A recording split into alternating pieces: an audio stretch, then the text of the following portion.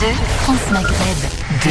Bonjour à tous, ravi de vous retrouver, bienvenue, nous sommes le 19 juillet, vous êtes bien sur France Maghreb 2, vous avez parfaitement raison d'y rester d'ailleurs, c'est là que ça se passe avec vraiment, à partir de maintenant et jusque tard dans la nuit, écoutez, on est présent avec vous comme d'habitude pour vous faire vivre l'événement du jour. C'est quoi ? C'est la finale de la Coupe d'Afrique des Nations qui prend fin ce soir, cette compétition qui nous a fait bien vibrer quand même tout au long de ce mois, avec les différentes équipes, avec de beaux jeux que nous avons vus, de belles équipes, quelques frustrations notamment, et aussi des joies et des scènes de liesse que nous allons peut-être continuer de voir ce soir.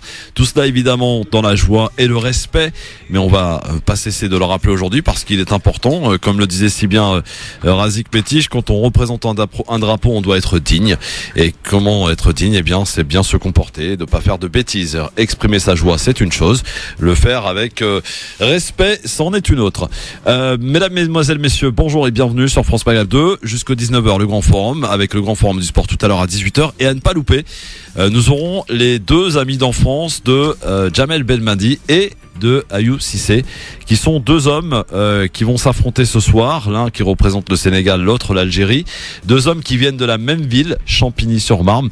Ils ont à peu près le même âge, ils sont de la même génération et ils ont à peu près d'ailleurs beaucoup de choses qui les ressemblent, ce calme, cette concentration, et il va y avoir un match dans le match des entraîneurs, il est aussi à suivre et il va être important ce soir. On a tenu en tout cas à prendre la tendance et le poumon pour essayer de faire connaissance un peu plus, en tout cas avec les amis d'enfance qui ont bien connu successivement Jamel Belmadi, le sélectionneur algérien, et Aliou Cissé, le sélectionneur sénégalais. À ne pas louper tout à l'heure dans le Grand Forum du Sport, évidemment, et comme vous pouvez vous en douter, qui sera entièrement consacré à la finale de la Coupe d'Afrique des Nations ce soir. On est à 2, 4, 5, H-5 donc de ce coup d'envoi ce soir 21h, France Maghreb 2 avec le partenaire RFI qui depuis le début de cette Coupe d'Afrique des Nations nous a fait vibrer.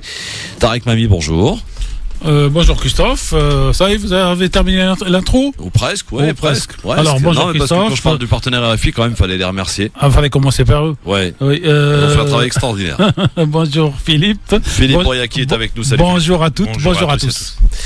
Alors, donc au programme tout à l'heure le Grand Forum du Sport et évidemment jusqu'à 18h le Grand Forum, j'allais dire la version classique, tout court, avec Tarek Mami, avec Philippe Boyaki et Farid Tabsamani aussi qui ne devrait pas tarder d'arriver pour parler de tous ces sujets qui ont fait l'actualité de la semaine. Alors c'est vrai qu'en ce moment, les amis, vous n'êtes pas sans savoir que l'actualité est très calme en France. C'est pour ça que dès qu'il y a deux petites scènes un petit peu qui sortent du commun, qui viennent de supporters algériens, hop là on prend et on en fait en boucle. Et puis il y a quand même eu l'affaire de Rugy, Philippe, cette semaine, qui a agité un petit peu la toile politique, remplacée par Elisabeth Borne d'ailleurs. Donc c'est la ministre de Transport qui prend un peu de galon, sans obtenir d'ailleurs le poste de ministre d'État. C'est important. Ouais, c'est vraiment honteux et scandaleux. Ouais, on en reparlera tout à l'heure. L'avantage, c'est qu'elle passe du gasoil à l'énergie verte. C'est un point de vue aussi, oui, effectivement. Je veux bien débattre là-dessus. On en débattra évidemment tout à l'heure. Et puis évidemment, on parlera de tout ce qui s'est passé autour de ces déclarations quand même. Alors c'est vrai qu'ici, vous savez, on n'a pas notre langue dans notre poche et on ne pratique absolument pas la langue de bois. C'est parce qu'on n'a pas de poche en fait. C'est ça, voilà. Comme ça évite les vols. Et donc, on a toujours été de ceux, Tarek Mami, qui avons dénoncé les comportements lorsqu'ils étaient à dénoncer. Oui. Mais au même titre, nous dénonçons les propos absolument honteux et haineux qu'on a pu entendre de la part de la bouche de certains hommes politiques, mais aussi de certaines personnalités, à l'image de Patrick Jardin, qui a fait un article dans Riposte Laïque dont on a parlé hier. Il appelle clairement à tirer dans la racaille algérienne. Ça passe tranquille au calme, Tarek. Ça, c'est quand même pas possible dans ce pays. Ah mais non seulement c'est pas possible, mais vous l'avez dit hier, puisque j'avais écouter l'émission. Normalement, en France et dans les pays démocratiques, il y a des articles de loi qui obligent les procureurs de la République de faire ce qu'on appelle l'auto-saisine. Ouais. C'est-à-dire que quand il y a quelque chose qui est dit et qui appelle à la haine, qui appelle au meurtre, en tout cas qui appelle à la violation du droit et de la sécurité publique, sans qu'une personne dépose plainte, le procureur de lui-même ouvre un dossier. Et à ce stade, on n'a pas l'impression que le procureur de la République de Paris, qui par ailleurs, alors je vous ouvrirai une parenthèse, mais après M. Dujardin, aurait dû donc s'autosaisir. Et on découvre hier qu'il s'est déporté, ce procureur de la République, Christophe, pour une affaire vraiment extraordinaire. Il se trouve que son fils est marié avec la fille de l'un des protagonistes de l'affaire Bernard Tapie. Et que c'était à lui qu'il revenait de décider de faire appel ou pas. Voilà la République. Et donc, si vous voulez, quand vous voyez ça, comment voulez-vous que le citoyen lambda, le gilet jaune du samedi, croit qu'il y a encore dans ce pays une égalité, une justice, une fraternité. Et donc, l'affaire de Rugy, en fait, que vous venez de citer, cher Christophe, rentre aussi dans ce mode de fonctionnement où la population ou le peuple, bien qu'on ait l'élection une fois tous les 5 ans pour élire un président, n'est pas en confiance avec la nomenclatura, comme on disait du temps du Parti communiste en Russie. Ça ne vous aura pas échappé, mon cher Tarek, mon cher Philippe, qu'aujourd'hui, évidemment, c'est une journée un peu particulière pour les supporters algériens, et alors, qui d'ailleurs soient tunisiens, marocains, ils sont tous algériens. Alors, disons, à la base, c'est une journée particulière pour le fan de foot algérien. C'est devenu pour les Algériens. Par extrapolation, c'est devenu pour les Maghrébins, pour les Africains en général, parce que c'est la Coupe d'Afrique. Et quelque part, c'est devenu un phénomène afro-africain, afro-français, franco-africain, pour 2 choses, cher Christophe. TF1 qui sent l'odeur de l'argent à 10 000 km a décidé tout d'un coup d'acheter les droits pour le dernier match pour le transmettre gratuitement sur TMC. Alors, ce soir à 21h. Ça s'est passé exactement. Apparemment, la version que j'ai, c'est Beansport qui a proposé au groupe TF1 de sous-licencier le match pour permettre aux gens de pouvoir le voir effectivement gratuitement. Oui, évidemment, on imagine que ça s'est pas fait de manière gratuite. Voilà, cher Christophe. Évidemment. Donc ça, c'est le premier élément. Et donc, quand on propose à TF1 le mardi, le TF1 dit oui sur le principe, je vous réponds, j'ai dit. Il appelle tous ses commerciaux et il dit qu'est-ce que vous m'en vendez en 2 jours pour ce match. Et les mecs, ils ont dit on a vendu à 100. Et il voit Bill, il dit je t'achète ça à 30. C'est comme ça que ça passe aussi. Et donc c'est pour ça, et c'est un bonheur. C'est-à-dire, ça casse aussi cette vision raciste du RN et de certains hommes politiques dans du Pan d'Union. D'après ce qu'on m'a dit ce matin, j'ai pas écouté la phrase, mais on m'a dit qu'il aurait dit lui aussi, les Algériens doivent partir chez eux. Quand on aime l'Algérie, on va en Algérie. On y retourne. Je rajoute juste un élément. C'est-à-dire que les racistes font semblant de ne pas prendre en considération la réalité économique du pays ou des pays. Quand vous avez Carrefour qui vous lance les belles grandes opérations sur le Ramadan, et puis à certains moments même la vente de moutons, il y a de l'argent, ils prennent. Et les racistes, il faut qu'ils comprennent que quand les capitalistes vont pour chercher de l'argent, c'est qu'il faut arrêter le racisme. Le halal en est un très bon exemple. Ah oui. Le halal en est un très bon exemple. Voilà. Et le halal amène plus d'argent, cher Philippe, cher Christophe. Je crois qu'il doit ramener 3 fois ce qu'amène ce qu'on appelle le bio, pour lequel tout le monde est fan. Voilà, donc c'est la réalité économique. Ça, c'est donc le premier élément. Et le deuxième, c'est quand même avec un remerciement, même tardif, pour l'Institut du monde arabe, qui décide quand même, Christophe, de créer une fan zone sur le parterre de l'entrée de l'Institut du monde arabe, pour diffuser le match aussi devant 2000 personnes. Et je viens de recevoir notre ami Moussa Koité de Marseille, de Radio Galère, une information comme quoi à Marseille, je vous lis le texte tel que je viens de le recevoir, finale Sénégal-Algérie, pour les Marseillais et bien sûr les auditrices marseillaises que nous saluons. À l'occasion de la Coupe d'Afrique des Nations 2019, qui aura lieu ce vendredi 19 juillet à 21h, une fan zone a été aménagée à Marseille, au DOC, l'adresse exacte 10 rue de la Chapelle, dans le 13e arrondissement. Et cette fan zone est accessible par tram, bus ou métro. Les places de stationnement sont aussi disponibles. Il y aura sur place une garde d'enfants en sécurité. C'est bien ça. Et même des baby-foot pour ceux qui accompagnent et qui ne sont pas fans de foot. Voilà, donc, pour moi, aujourd'hui, la finale de la CAN Algérie, Sénégal, Sénégal, Algérie, mais on dira Algérie, Sénégal pour 2 raisons. A, par ordre alphabétique pour faire démocrate, et 2, parce qu'on préférerait que ce soit l'Algérie qui gagne, c'est France Maghreb 2. Bien sûr. Il faut le dire. Bon, le cœur. Il n'y a pas de mal à le dire. Voilà, donc on est supporters algériens à fond même. Algérie, Sénégal. Mais aujourd'hui, cette finale était une finale française. Elle est française à plusieurs titres. Malgré donc tout ce que peuvent penser les racistes. Elle est française parce que beaucoup de joueurs franco-sénégalais, 1923, franco-algériens sont des Français et sont des Algériens que le droit international et la FIFA autorisent de jouer chez l'une ou l'autre des équipes. Donc ils sont français et le Front National ne va pas leur retirer la nationalité. Deuxièmement, parce que je n'aimais pas beaucoup. J'en termine, je vais aller vite, cher Christophe, mais aujourd'hui je suis en verve. Je ne sais pas si beaucoup de jeunes se rappellent d'un grand commentateur de foot de TF1 qui s'appelait Thierry Girardi. Oui, Thierry quelque chose. Ouais. Et qui... Thierry Roland et Thierry Girardi. Ouais. Non, Thierry Roland. Et qui avait une phrase extraordinaire. Il dit, moi, quand je commence à commenter un match, je cherche qu'est-ce qu'il y a dans le match de français. Et des fois, je trouve juste l'arbitre. Et je dis, donc, le match est français parce que l'arbitre est français. Et donc, nous allons faire comme ça. Ce match, il est français, malgré tout ce que peuvent penser tous les racistes de France. L'Algérie en finale, c'est la France qui gagne, tout de suite. Oui. Allez les Verts, évidemment, pour ce soir. Allez les Fennecs, allez les Algériens. Et offrez-nous du beau spectacle. Une belle rencontre. Il y a quand même un truc très impressionnant qui s'est passé, messieurs, il y a quelques heures maintenant. C'est qu'on a changé l'arbitre. Oh, énorme, Ouais, énorme. parce qu'en fait, si vous voulez, quand on organise une compétition, on a d'ores et déjà l'organigramme des arbitres du début à la finale. Sauf que l'arbitre sud-africain qui était prévu pour arbitrer cette rencontre, on ne sait pour quelle raison, peut-être qu'il a eu une diarrhée carabinée, on ne sait pas. Mais en tout cas, il est absent et est remplacé par un arbitre camerounais. C'est ce que nous a annoncé donc la CAF donc hier. Petit changement. Je ne sais pas s'il faut y voir ou l'interpréter. De quelle manière faut-il l'interpréter ?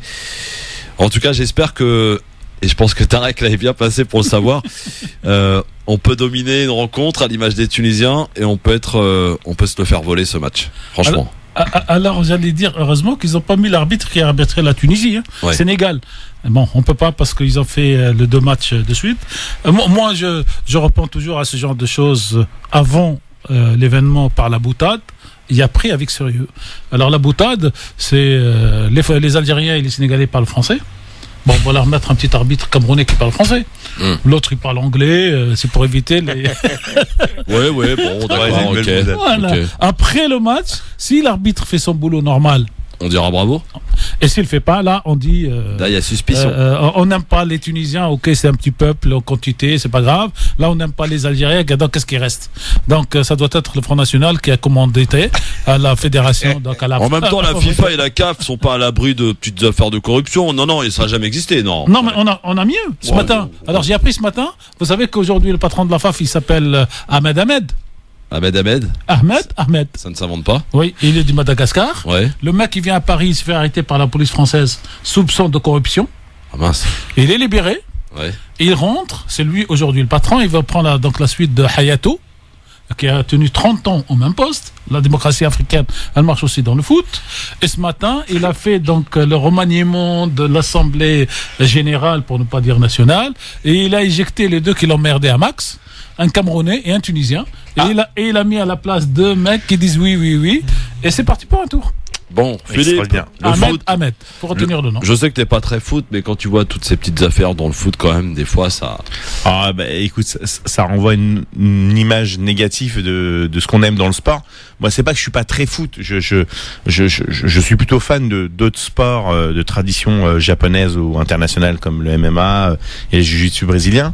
Mais lorsqu'il y a des moments comme cela, la Coupe d'Europe, la Copa América, la CAN ou le Mondial, bah comme tout le monde, j'aime être avec mes amis et fêter dans la liesse, dans la joie. J'aimerais aussi, si tu me permets, parce qu'on a parlé de Marseille qui faisait une fan zone, Oui. bien sûr remercier l'Institut du monde arabe. Oui, je l'ai cité. Je sais bien. Oui, mais moi aussi je voulais le remercier. Oui, tout à fait. Non, mais c'est vrai. Je voudrais remercier Romain et Juliette qui ont été formidables cette semaine et qui ont été très sollicités par tout le monde. Et moi, j'ai pas été super cool parce que je les appelais 10 fois par jour. Et merci Romain, merci Juliette pour tout. Je voudrais aussi remercier Monsieur Patrick Jarry, le maire de Nanterre, qui ce soir a décidé, je vous lis le post de la ville de Nanterre sur leur page Facebook. Ce soir, venez soutenir votre équipe préférée pour la finale de la Coupe d'Afrique des Nations. Sénégal face à l'Algérie. Retransmission sur grand écran géant au stade Gabriel Péry. Entrée libre, un moment sportif à vivre en famille et entre amis. Donc voilà, vous allez sur Bravo. la page de la ville de Nanterre. Merci beaucoup, monsieur le maire, monsieur Patrick Jarry, qui est un ami. Ils sont pas nombreux, hein. Non. Alors, cher Philippe, sachez que Patrick Jarry est un ami, entre guillemets, de la radio, Ouais. puisque tous les ans, il a droit à une soirée pendant le Ramadan pour faire le bilan de ce qui s'est passé dans sa ville de l'année précédente à l'année actuelle, et ça va faire la 14e année qu'on 14e fait année. l'office. Donc l'année prochaine, venez avec nous. je serai là. J'espère qu'il sera réélu parce que c'est vraiment. J'espère aussi. Oui. grand-mère. C'est vrai que vous avez oublié quand même un élément important. Non, il y a une élection l'année prochaine. J'ai dit, j'espère qu'il sera On réélu. espère dans Les 14 et 22 mars. Voilà. Et 15 pardon. Et s'il est réélu, vous viendrez avec nous assister à une émission annuelle qui s'appelle donc les Ramdaniyat, les nuits de Ramadan. Et Patrick Jarry est le seul invité depuis 14 ans qui tous les ans revient. Non, mais vraiment, dans sa gestion au quotidien, bon, je vais pas m'initier dans les affaires nantériennes, mais en tout cas, à chaque fois que je suis invité à Nanterre pour différents événements sportifs, en boxe taille, au basket et d'autres événements. La dernière fois, boxe anglaise. Ça se passe bien. Non seulement ça se passe bien, en plus on est accueillis vraiment comme des frères et des sœurs. Les Nantériens nous vous ouvrent vraiment leurs portes. On sent cette ferveur, on sent cette chaleur. Et je voudrais juste dire que voilà les mots que le préfet a adressés tout à l'heure. Il a adressé des mots à toutes celles et tous ceux qui au quotidien vantent dans leur ville, surtout aux élus, cette fameuse diversité, cette fameuse multiculture, cette fameuse ville cosmopolite, et qui ne prennent pas leurs responsabilités ce soir, parce que peut-être qu'ils n'ont pas confiance en leur jeunesse, mais en tout cas ils prennent pas leurs responsabilités en faisant des fan zones dans les villes, en organisant des moments festifs après pour que les gens restent sur place, pour éviter cet afflux en masse sur la capitale. J'invite, moi j'ai fait un message ce matin sur mon Facebook, j'invite toutes celles et tous ceux qui ce soir de part et d'autre qui vont vouloir communier et faire la fête. Je leur souhaite tous de toute façon de vivre un moment extraordinaire entre amis, convivialité et fraternité, mais ne mettez pas votre vie en danger, parce que être sur le capot d'une voiture lorsque ça roule à 50 km/h, c'est juste inconscient. Faire des rodéos avec les véhicules, c'est juste inconscient pour vous et pour les badauds. Ce sont des moments de fête, de joie. N'oubliez pas que ceux qui nous détestent, parce que nous sommes juste différents, peut-être qu'ils veulent bronzer comme nous, mais qui n'ont pas cette chance-là, mais ça arrivera, hein. Inch'Allah, j'ai envie de leur dire, que ceux-là vont être très attentifs à tous les faits et gestes, et qui n'hésiteront pas, en tout cas, sur la fachosphère, à déverser toute leur haine et toute leur bile, comme ce monsieur Nicolas Dupont-Aignan, qui ne sait plus quoi faire, qui essaie de courir après le Front National. J'ai envie de lui dire, hey Nico, tu peux faire tout ce que tu veux, les gens préfèrent voter pour l'original que pour la photocopie, et t'es une mauvaise copie de Marine Le Pen, qui le fait beaucoup mieux que toi, et depuis de plus longtemps que toi. Philippe, est-ce que tu peux aller chercher notre Farid? Bien sûr, évidemment. Notre Farid il y a une question. Je crois qu'à Alger, le match va être diffusé aussi dans le grand stade. Alors oui, stade du 5 juillet. Vous savez combien de personnes on attend? 40 000 100 000. 100 000. 100 000. Alors, comme ça, c'est la baisse est dite. Par contre, pour ce qui est du match des tribunes, c'est les DZ qui l'emportent, avec 15 000 supporters, visiblement de manière officielle, présents au Caire pour voir le match. Ouais. Et d'ailleurs, on n'a pas lésiné sur les moyens, cher Tarek. On a même envoyé des avions militaires pour affréter on a un fait véritable 28. pont aérien. On a fait 28 moi, avions. j'en ai 34. Moi, j'ai dans mon décompte, en tout cas, 28 avions civils et 6 avions militaires, en sachant que les avions militaires prennent à peu près une fois et demie l'avion civil. Donc, on doit être à 10 000 dans le dernier pont aérien. Alors, avec 2 remarques, boutades, comme d'habitude, il y a eu déjà 10 000 qui sont partis et repartis et revenus en Algérie. Mais sur les 10 000, on a constaté la disparition de 1400. Alors, on ne sait pas s'ils sont restés pour regarder encore le dernier match ou s'ils ont, je sais pas ce qui s'est passé, mais il y a 1400 Algériens supporters partis pour la demi-finale qui devaient rentrer, qui ne sont pas rentrés. Alors, peut-être qu'ils vont s'ajouter au fameux 15 000. Farid Tabsamani, bonjour. Bonjour. Il arrive directement de Tanger, là. Il est où votre maillot d'Algérie là? Il est dans mon cœur. Magnifique, bravo. 01 40 33 9000, amis auditrices, auditeurs, on a envie de savoir comment vous allez vous organiser ce soir. De quelle manière allez-vous faire le match? Est-ce que vous allez aller ensuite le fêter ou comment ça va se passer? Voilà, dites-nous, on a envie de savoir. 01 40 33 9000. J'ai vu autour de moi en tout cas que beaucoup décident de se réunir chez les amis ou dans la famille pour faire un petit barbecue. C'est le moment d'échange, de partage, et puis après on n'exclut pas éventuellement, en cas de bonne surprise, d'aller faire un petit tour soit sur les Champs-Élysées. D'ailleurs, j'en profite pour vous dire que les métros aux abords des Champs-Élysées seront fermés ce soir. À éviter. La préfecture de police a annoncé. Il y a des travaux de maintenance dessus. Ouais, c'est ça. Il y a des travaux de maintenance ce soir en tout cas. Et d'ailleurs, chose un petit peu particulière, vous savez que pour le match Tunisie-Nigeria, le match de la 3e place, les métros étaient également fermés au mercredi soir. Vous pouvez vérifier. Les Tunisiens les ont, rassurés. Ils ont perdu le match. Donc, ouvert ou fermé, il n'y aurait eu personne dans le métro, quoi. C'est plus simple. Ils sont plus sages, les Tunisiens, de ce côté-là. On va aller du côté de Lyon, où il y a eu quand même pas mal de casses, faut le dire, dimanche soir, visiblement. Ah oui. Avec Mohamed. Bonjour Mohamed. Bonjour tout le monde. Bonjour Mohamed. Mon cher Mohamed. Christophe, j'ai juste une petite parenthèse. J'étais d'accord avec Philippe, enfin ce qu'il vient de dire là actuellement. Donc par rapport à ce soir, nous c'est pareil, c'est en famille. Moi je suis venu à Paris depuis hier. J'ai voulu me préparer pour aller sur les champs avec mes frères et tout. Et on va pas y aller parce qu'apparemment c'est un peu chaud. 2500 policiers qui ont été déployés pour ceci. Donc en plus de ça, j'ai aperçu des messages sur la fachosphère qui sont très très très organisés ce soir pour se mêler puis histoire de salir tout ça. Donc on prend pas le risque, la famille. On reste à la maison, on est bien. Une belle soirée qui s'annonce ce soir. Peu importe qui va gagner ce soir, franchement. Même si je suis pour l'Algérie, comme tu le sais évidemment. Mais voilà, on a déjà gagné pas mal de choses, ne serait-ce que le fait que le Maroc et la Tunisie soutiennent l'Algérie. Donc rien que pour ça, je suis déjà très très très heureux. Et puis petit message, attention aux personnes qui vont sortir ce soir sur les champs. Il y a beaucoup de tweets, messages, qui veulent venir salir des gens qui vont porter le drapeau, comme tu l'as dit l'autre fois, infiltrer un petit peu les manifs. Donc soyons prudents. Et puis ne leur donnons pas le moyen de nous salir.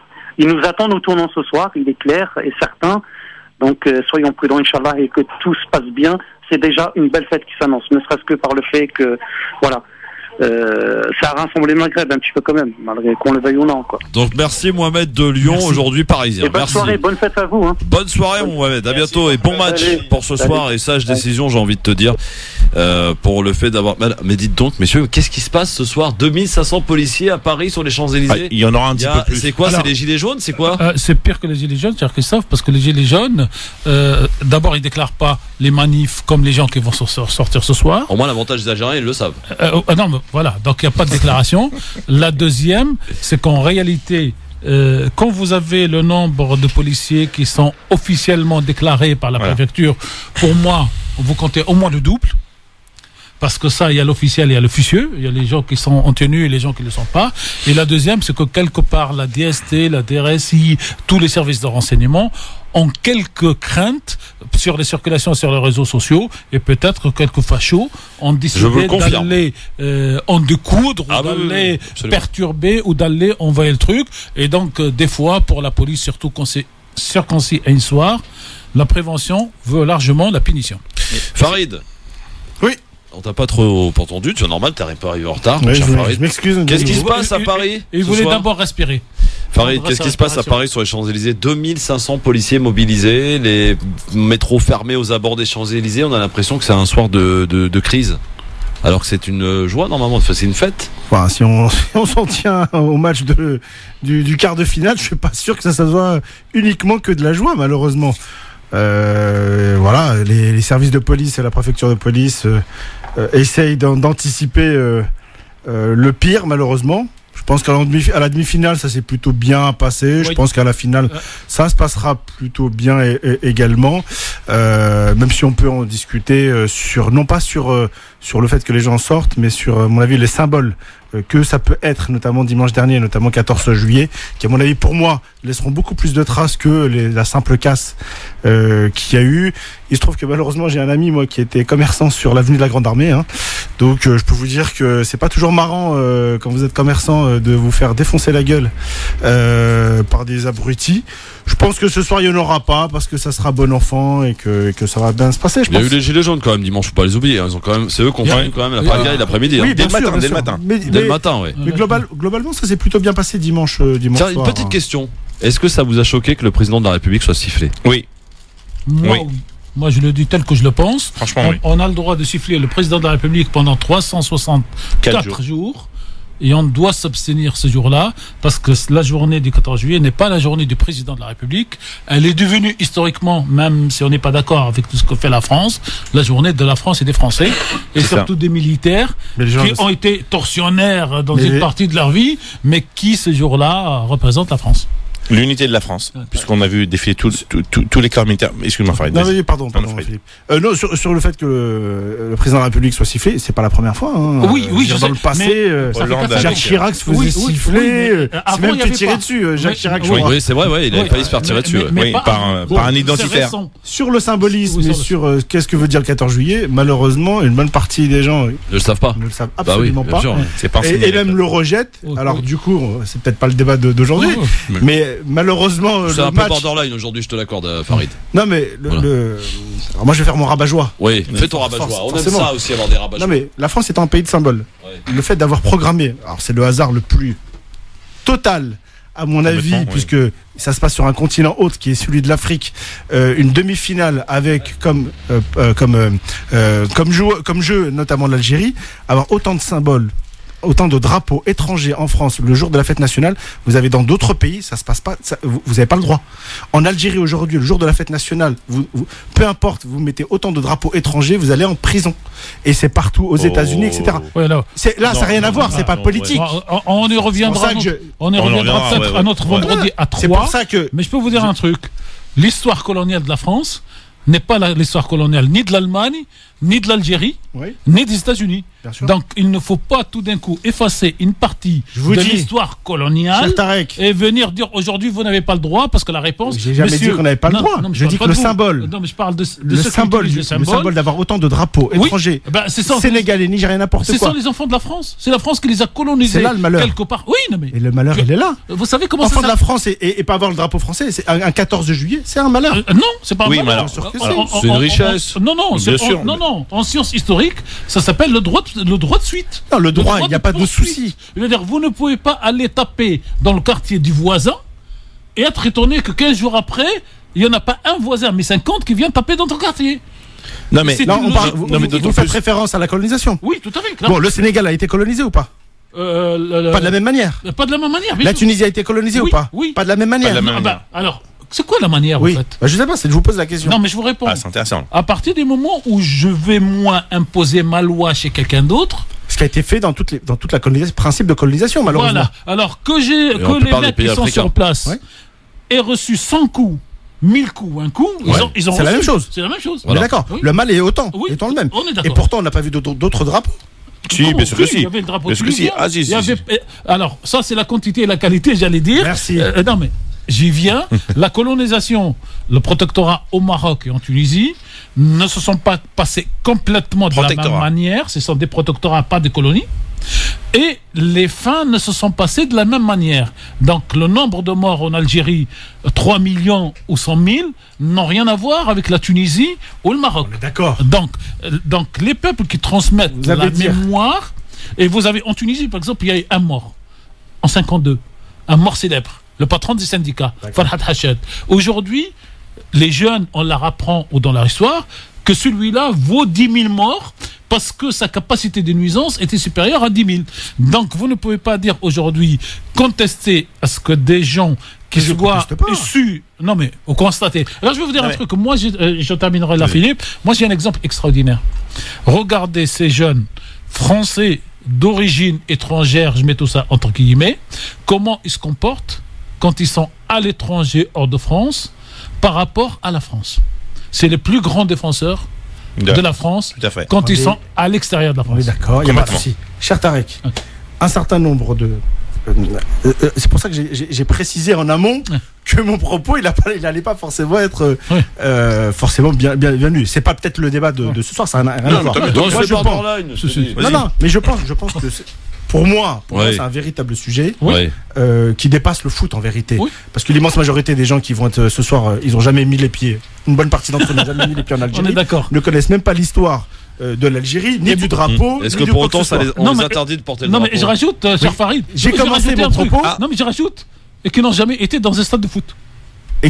Oui, pour une très grande majorité. Pour certains. J'ai commencé mon propos en disant que malheureusement, il y a une concordance des faits. On a commencé en parlant du 14 juillet, qui est le jour de la fête nationale. J'ai dit notamment qu'une bonne partie des Français de confession, d'origine ou pas d'origine d'ailleurs, parfois ne savent absolument pas de quoi il s'agit. Et ça, je le conçois parfaitement. comme certains Algériens en France ne savent absolument pas de quoi s'agit notamment l'indépendance algérienne et l'histoire de l'Algérie. Ce que je veux dire par là, c'est que dans d'autres pays, malheureusement, et dans des pays notamment musulmans, avoir autant de drapeaux le jour de la fête nationale peut poser problème, peut vous avoir des difficultés beaucoup plus grandes. Bien sûr. Non, c'est super intéressant. On est là pour. Bon, si vous mélangez les torchons et les carottes, vous avez forcément tort. Vous faites un parallèle entre l'histoire de pays différents, dont les uns ont été colonisateurs avec leur propre drapeau national, et d'autres, les pays musulmans, qui ne se sont pas trouvés dans cette situation. Forcément, le paramètre de départ... Enlever la France, enlever l'Algérie. J'ai Jamel, mon téléphone. Ça vous dérange sur le front? Jamel et Philippe qui parlent beaucoup aujourd'hui. Bon, Jamel. C'était intéressant. Jamel, bonjour. Bonsoir à tous les auditeurs. Pour moi, que le meilleur gagne, mais il faut aussi rappeler l'histoire, qui est quand même assez importante. C'est que pendant la période de la colonisation algérienne, il faut le dire, l'armée française a ramené les tirailleurs sénégalais en Algérie pour mater la rébellion d'indépendance. Ils ont participé au génocide. C'est reconnu par tous les Algériens. Et moi, c'est sourcé par un juif qui vit à Constantine. Donc, dire qu'on ne connaît pas l'histoire, si on la connaît. Ça s'est passé comme ça. Et puis pour dire aussi une dernière chose, ma famille, je suis de Batna. Pour tout le monde qui sait, l'ami Les Aroual, il est de Batna. Il a dit qu'il ne faudrait pas qu'il y ait de bavure du côté de la police, parce qu'il y aura une réponse de l'État algérien. Voilà ce qu'il a dit. Voilà. Très bien, Jamel, merci. Christophe, on va pas en vouloir aux supporters sénégalais de 2019 sur des choses d'accord. Mais c'est clair. Ça s'appelle l'histoire, il faut le dire, et il a raison de le dire. Je voudrais dire quelque chose. Ce qui est beaucoup moins connu, c'est que des soldats algériens ont été utilisés par la France pour aller tirer sur d'autres peuples dans d'autres pays. Mais bien sûr. Donc c'est plus une manipulation. C'est plus une méthode de gestion de la colonisation par le colonisateur que par les colonisés qui ont été instrumentalisés. Monsieur Bouriaki. Non, voilà, ce que je veux dire par rapport à cette histoire de drapeau. Alors, premièrement, la CAN n'a que faire des dates, des dates et des dettes aussi. Et des dettes aussi, des dettes que d'autres ont créées en plus, etc. Elle en a que faire, je pense, des dates nationales. Je voudrais dire que le 21, c'est en fête. Afrique, tu veux dire? Oui, en Afrique. Lorsqu'ils ont fait le calendrier, ils se sont pas dit tiens, cette date-là, c'est pas possible parce qu'il va y avoir telle équipe. Je pense qu'on pouvait pas savoir quelle équipe qui serait en quart, en demi, en finale. Philippe. Bah vas-y, fais-toi plaisir. Tu sais que la CAN a été déplacée. Oui. Historiquement, la CAN, c'est quand? C'est en janvier. Pour les intérêts des clubs européens, on l'a déplacée. Elle a été déplacée 2 fois. Et oui. Parce qu'elle devait être au Maroc. En plus, elle se retrouve en Égypte et elle devait être jouée en janvier. Par contre, messieurs, chose qui est indéplaçable, c'est la pub. Oh, surprise. France Maghreb 2, France Maghreb 2. Le grand forum sur France Maghreb 2, on est là et on est bien sur France Maghreb 2. On est, il est quelle heure là? Il est 16h56 minutes. Voilà, on est à 4 H-4 du coup d'envoi. Évidemment. Farid, tu fais quoi ce soir? Il va regarder le match. Je vais certainement. Moi, je suis invité à dîner et on va regarder forcément le match. Alors moi, j'ai un gros souci pour ce soir. On est sur France Maghreb, donc forcément, on soutient l'Algérie. France Maghreb 2. Oui. Mais pour moi, il n'y a pas de. Pour moi, ce sont 2 pays frères. C'est clair. Moi, le Sénégal, c'est un pays que je connais. Alors l'histoire, c'est fait que je connais beaucoup plus le Sénégal que l'Algérie, pour parler clairement. Mais on va changer ça rapidement. Et je pense que effectivement, vu les évolutions dans ce beau pays qu'est l'Algérie, je pense qu'effectivement on va pouvoir faire pas mal de choses en Algérie à mon avis. Mais pour moi, il n'y a pas de confrontation. Je veux dire, c'est la finale d'un continent. Parce que les gens, j'ai écouté des tas de gens. En vérité, c'est, excusez-moi, mais c'est le continent africain qui est mis à l'honneur. Ça reste du football. Alors quand j'entends certains, ça ne reste que du football. Hein. Tout à fait. Ça n'est qu'un sport à la base. Ça va un peu loin. Mais voilà, que la fête soit belle, que les gens puissent prendre du plaisir. Farid, est-ce que tu as vu les scènes de liesse qu'il y a eu à la frontière Marocco-Algérie. Franco, on veut bien. Hein, non, algéro-marocaine. Franco-l'espagnol, je parlais. Hein. Ouais. Est-ce que tu as vu? Ah oui, magnifique. C'était extraordinaire. Alors, comment s'appelle cette plage qui existerait, parce que j'ai vu la vidéo, mais l'intitulé de la plage n'est pas indiqué. Il y aurait une plage qui sépare. Bien sûr. Comment il s'appelle la ville là parce que tout le monde connaît le poste frontière de Zouzbral. En fait, historiquement, les gens en fait nageaient. Oui. D'accord, comment s'appelle cette ville Ça reviendra, mais il faut le dire. Rappelez-nous 01 40 33 9 pour nous dire. Par contre, pour répondre à Philippe, non, mais ça c'est important, parce qu'en fait, on voit qu'il y a une barrière. À la nage, on peut y aller. Oui, effectivement. Oui. Techniquement, on peut y aller. Techniquement. Et moi, j'ai rêvé ce soir-là que l'un des deux responsables locaux téléphone à la maison mère, c'est-à-dire à Alger ou à Rabat, pour dire est-ce que ce soir on peut exceptionnellement scier cette barrière pour que les gens festivent, que les à 4h du matin. Ils sont rentrés, Tarek, hein oui, il y en a un autre endroit, pas là. Et à 4h du matin, ils vont rentrer dormir et ça rappellerait le message du mur de Berlin. Ouais, du mur de Berlin. C'était extraordinaire. Mais on n'a pas cette maturité politique. On n'a pas Michael Dudesov. Allez-y. Il y a une c'est pas la raison principale. Et on essaie de se rappeler le nom de la ville, sinon les auditeurs qui nous rappellent comment s'appelle cette ville, plage frontière entre le Maroc. Je vais parler de ce que moi je connais, c'est-à-dire du côté marocain. Ouais. On est sur ce qu'on appelle la région de l'Oriental, avec finalement la fin du Rif, puisque le Rif en fait continue sur l'Algérie. Les gens ne savent pas, mais les chaînes montagneuses du Rif en fait elles continuent. Et les tribus berbères qui sont les nôtres, en fait elles sont un peu plus en Algérie, mais peu importe. Vous êtes là sur des populations qui sont complètement asphyxiées économiquement. Faut le dire. Toute cette région a été relativement riche jusqu'à la fermeture des frontières suite aux attentats de 91. Qui non seulement qui n'ont jamais été rouvertes, mais surtout, avant, c'était uniquement un poste frontalier. Oui. Aujourd'hui, c'est beaucoup plus. Comment s'appelle, chers auditrices, chers auditeurs, on peut le retrouver. Ce poste frontalier. Alors on va demander peut-être à Toufik qui est avec nous. Algérien, qui est une plage coupée en deux pour faire simple. Toufik, bonjour. Oui, bonjour Christophe et M. Tariq. Bonjour Charmy. Ouais, je pense que c'est la place Saïdia, je crois, c'est ça. Non, c'est pas Saïdia.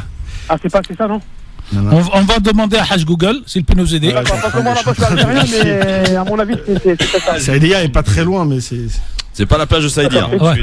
C'était juste pour ça. Christophe, juste pas. Alors, on écoute Jamel alors pour le reste. Merci, en tout cas, vous faites quoi tout faire ce soir franchement, avec des potes sur Paris dans le 19e. Ouais. Il y a un écran là-bas, on va voir ça et j'espère que si on gagne, on va bien fêter ça et dans le calme et la tranquillité, quoi. Ah bah oui, c'est tout ce qu'on espère évidemment. Voilà. Merci Toufik. Surtout pas de jeunes sur les voitures qui roulent à 45 à l'heure. C'est Porcé. S'il vous plaît. C'est Porcé. Porcé. La plage de Porcé. Ouais. Ça ne me dit absolument rien. Il me semble que c'est une ville en France, Porcé. Non. Une ville entre le Maroc. Bien sûr. Et l'Algérie qui s'appelle Porcé. Bien sûr. C'est l'ex-Porcé, ouais. En arabe, comment ils le disent les gens Marsa Ben Hadidi. Ah, oui, c'est ça. C'est plutôt Ben Hadidi. Les deux Moskrada. Non, mais j'ai entendu Ben Hadidi. C'est d'après Cheikh Google. Hein. À confirmer. Mouloud est avec nous. Salut Mouloud. C'est Mouloud. Ouais, bonjour Christophe. Bonjour Monsieur Mami. C'est Marsa Ben Mehdi, c'est mon bled, c'est chez moi, là-bas, Msir Dafouak. Alors, comment ça s'appelle la plage Marsa Ben Mehdi. Marsa Ben Mehdi, ex-Porcey. Ex-Porcey. Ah, voilà. Moi, j'étais encore il y a quelques temps là-bas. Et c'est vrai qu'à la frontière, il y a Ouadkis qui sépare. Le petit Ouad, ça s'appelle Ouadkis. Et t'as la route côté algérien, puis t'as la route de l'autre côté Maroc.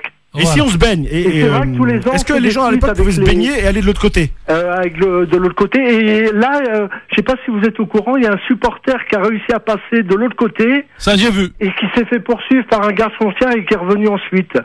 Notre ami Khalid nous dit que cette rivière s'appelle la rivière Moulouia. Non, c'est Ouadkis, c'est la frontière, c'est chez moi là-bas. Hein. Alors, vous nous redites parce que j'ai pas bien entendu. Alors, redites-nous Mouloud. Hein? Redites-nous la plage et tout ça. La plage, c'est Marsa Ben Mehdi, ex-Porcey. On oublie Porcey parce que c'était la colonisation. Donc, Marsa Ben Hadidi. Hein? Marsa Ben Mehdi. Ben Hadidi. Ah, ok. Voilà. Bon, on va chercher ça. Révolutionnaire, l'Arbi Ben Mehdi. Ah, d'accord. L'Arbi Ben Mehdi. Ah, donc oui. Moi, j'ai une proposition à faire. Et en Algérie, Algériens et marocains. Et au Maroc, elle s'appelle aussi comme ça? Un peu plus loin, c'est vrai qu'il y a le poste frontière Zouzbral. Juge Moi, Bral, je croyais ouais. que c'était. D'accord, oui. ok. C'est ce que je dis au départ. Bah oui, la frontière. Je dis tout le monde connaît Zouzabral, mais personne ne connaît le nom de cette. Non, c'est Zouchbral. Balfadel. Ok. On traduit pour les noms arabophones, c'est deux ânes. Oui, c'est Les deux ânes. Voilà. La frontière des deux ânes. C'était Portugal. Moi, j'ai une proposition à faire à tous les supportrices marocaines et algériennes ce soir. Allez-y et levez-vous la barrière. Vous verrez que les militaires ils tireront pas sur des civils, surtout s'il y a une fête. Et les frères marocains et les sœurs marocaines et les frères algériens et les sœurs algériennes, vous allez leur forcer la main à tous ces politiciens qui font le statu quo et qui sont en train de tuer nos deux beaux pays. Et le troisième qui est la France. Il n'y a aucun problème au niveau des peuples. Hein. Bah oui, non mais justement, on y va ce soir et on lève la frontière de force. Ils ont chanté ce soir-là. Alors, est-ce que je peux en placer une, Mouloud? Est-ce que les justement cette plage dont on parle là, est-ce que les gens peuvent rejoindre, par exemple, quand on est du côté marocain, l'Algérie à la nage et vice versa? Oui, il y en a qui le font.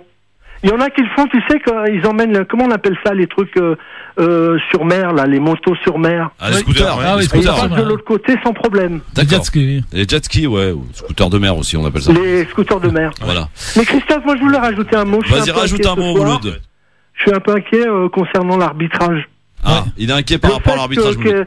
Tu sais qui c'est qui était initialement prévu? C'était un Sud-Africain. Oui, on Tout l'a à dit fait, tout à l'heure, on l'a oui. dit. Voilà, et puis quand on sait les relations de l'Afrique du Sud avec l'Algérie, les très bonnes relations, parce que c'est Mandela à l'époque, quand il est sorti de prison, le premier pays qu'il a visité, c'est l'Algérie.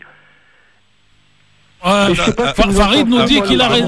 il a raison. Moi, j'ai fait la boutade tout à l'heure pour dire qu'ils ont choisi un Camerounais qui parle français parce que le Sénégalais. Non, du Mais c'était tout. une boutade. Hein. C'est quoi Alors, c'est Farid. quoi la raison, Farid? Je vais rassurer notre auditeur. Ouais, allez-y. Le précédent arbitre qui était prévu, sud-africain, en vérité, ils se sont rendus compte qu'il avait dénoncé une, comment on va dire ça, une tentative de corruption d'un club algérien, et donc dans le passé, et donc du coup, c'est pour ça qu'ils l'ont retiré. Et donc c'est plutôt favorable à l'Algérie. Comment? Ouais, Ah bon, écoutez. On reviendra ça après le match. Ouais, Si ouais, l'Algérie ouais, gagne, ouais, ça. Farid, on si peut tu me poursuivre. permets, Voilà, moi, si tout l'Algérie ce qui est gagne, CAF et tout ce qui est FIFA, excuse-moi, je mets si beaucoup l'Algérie de- gagne, on vous donnera le bénéfice du doute, pas pour vous. Bon, Mais en pour tout celui cas, qui a bon bien match, l'info. Mouloud. Mais si l'Algérie perd, on reviendra sur ça. Mouloud, vous allez faire quoi ce soir, Mouloud? Hein? Vous allez faire quoi ce soir? Non, je vais le regarder à la maison. L'autre fois, j'y étais, mais à la fin, j'ai eu un peu peur, quoi, aux Champs-Élysées. Ah oui. J'ai eu un peu la trouille. C'est vrai que moi, j'ai un peu peur de la foule. Moi, ce que je voulais dire, c'est que ça s'est bien passé jusqu'à minuit, 1h, et c'est après que c'est arrivé. Et on a vu des mecs cagoulés. Moi, à mon avis, Christophe, c'est des mecs de l'extrême droite qui arrivent et qui foutent la merde.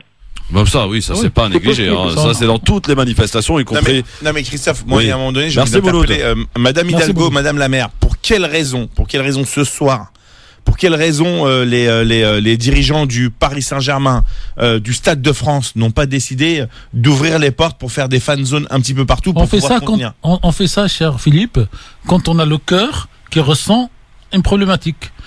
Et quand le cœur n'y est pas, contrairement à Patrick Jarry et à quelques autres, ou à Jacques Lang, à l'Institut du monde arabe, il faut faire retravailler le cerveau, et le cerveau pose trop de questions pour arriver à la solution. Et donc c'est une question, j'allais dire, madame, il y aurait eu Bertrand Delanoë, peut-être pense qu'il y aurait eu, hein, non mais franchement, peut-être qu'il y aurait eu le stade de la Porte d'Orléans, comment il s'appelle le stade Charletti. Charletti, qui aurait été automatiquement mis à disposition. Ouais, mais le Parc Donc des c'est une Princes, histoire ça de aurait été cœur. magique, quand même. Oui. Eh ben, Ça aurait été magique. Bah ouais. Il me semble qu'il y a quand même des villes qui ont. Non, mais on parle de Mais Paris très et peu. on parle de Très peu. Hidalgo. Sur l'histoire des fan zones. Oui, oui. Hidalgo, on ne l'a pas fait. Le problème, Patrick c'est- Jarry vient de le faire à Nanterre. On vient de l'apprendre à Oui, l'instant. mais les histoires Et de à fan Marseille. zone. Oui, et à Marseille. Il y a Marseille. Fan zone, c'est pour la diffusion du match. Oui. Or, c'est pas la diffusion du match qui pose problème. Non, non, Si. la diffusion de match Mais non, si. permet aussi de canaliser De canaliser, de les gens contenir dans et un les endroit gens, bien précis. parce que vous allez avoir Ah oui. des Sénégalais, des Marocains, des Français blancs, des Français rouges, des Français noirs, et les gens quand ils assistent ensemble Rouge, à la ça, fin c'est du match, comme ils se décoloré. tapent pas dessus. Ouais. Je suis d'accord. Non. Oui, alors Et donc C'est pédagogiquement. vrai qu'elle aurait dû. Voilà. non mais elle aurait dû. On parle d'Anne Hidalgo, mais on peut parler de toutes ces villes de banlieue Donc, qui en abritent dehors une de forte Marseille. communauté Bien sûr. algérienne et sénégalaise. Ils auraient pu le faire. Voilà. Hein. Bien sûr. Rien ne Je crois les qu'il y en a, interdisait. il y en a. Il y a très peu. Là, en tant qu'au radio, on a deux infos. Ouais. C'est Nanterre et Marseille. Et Marseille, c'est grâce à notre radio. Et l'Institut du monde arabe. L'Institut, voilà. Moi, j'entends Et bien, Marseille, c'est grâce à Radio. À Gennevilliers à Radio Gennevilliers, Galère de Marseille qui nous a envoyé l'info. Pourtant, c'est étonnant. Il y a eu des matchs de la CAN des quartiers partout, Clichy, machin, etc. Et ceux-là auraient dû mettre systématiquement les fan zones. Je suis surpris. Alors, je sais que à Bobigny, le maire a été interpellé. On lui a dit, ouais, vous avez fait un truc où il y a une piscine, machin, etc. Il a dit, non, mais c'est des moyens financiers supplémentaires qu'on n'avait pas. Faut juste qu'on arrête de se foutre de nous. Là, il s'est moqué du monde, là, quand même. Ouais, un peu. Rachid est avec nous. Salut, Rachid. Salut, Rachid. Donne les sous-bois. Salam alaikum. Bonsoir, Rachid. Je voulais intervenir par rapport à ce match-là. Oui. De toute façon, je vais vous dire, moi je suis franco-algérien et ça fait 20 ans que je suis ici en France. Ouais. De père algérien et de mère française. Ouais. Je suis né à Alger, j'ai grandi à Alger. Je peux vous dire que je suis arrivé ici après un certain âge, quoi. Un âge avancé. Oui. Au départ, je dirais bien sûr, si c'est l'Algérie qui gagne, ça sera une fête maghrébine. Si c'est le Sénégal qui gagne, ça sera une fête même, je dirais, africaine. Il faut être esprit sportif. Oui, non, mais ça, on est même dans les le Marocains cas. vont rejoindre les Africains pour fêter ça. C'est la fête du sport. Autre chose, on connaît un peu les médias français. Quand ils veulent cacher une bavure ou ils veulent cacher un scénario politique qui a mal tourné, ils essaient de sortir un dossier qui n'a ni queue ni tête. Et c'est ce qu'ils font aujourd'hui avec le match Algérie-Sénégal. Et tout ce pour qu'ils cacher ont quoi, parlé Rachid par rapport... Rachid, c'est pour cacher quoi d'après vous? Et tout ce qu'ils ont dit par rapport à tout ce qui se passe aux Champs-Élysées ou dans d'autres villes françaises, moi je dirais, pour une fois, l'Algérie a bien répondu à la France. Apparemment, dans le programme prochain, peut-être l'année prochaine ou je sais combien de temps, le français, dans les écoles, les lycées, un peu partout, le système éducatif, le français sera remplacé par l'anglais. La langue française ne sera plus étudiée en Algérie, ce sera l'anglais qui prendra sa place. C'est bien dommage. Non, mais c'est vrai. En Algérie? Non, oui, en Algérie, absolument. Non, mais c'est bien dommage. Non, mais c'est vrai.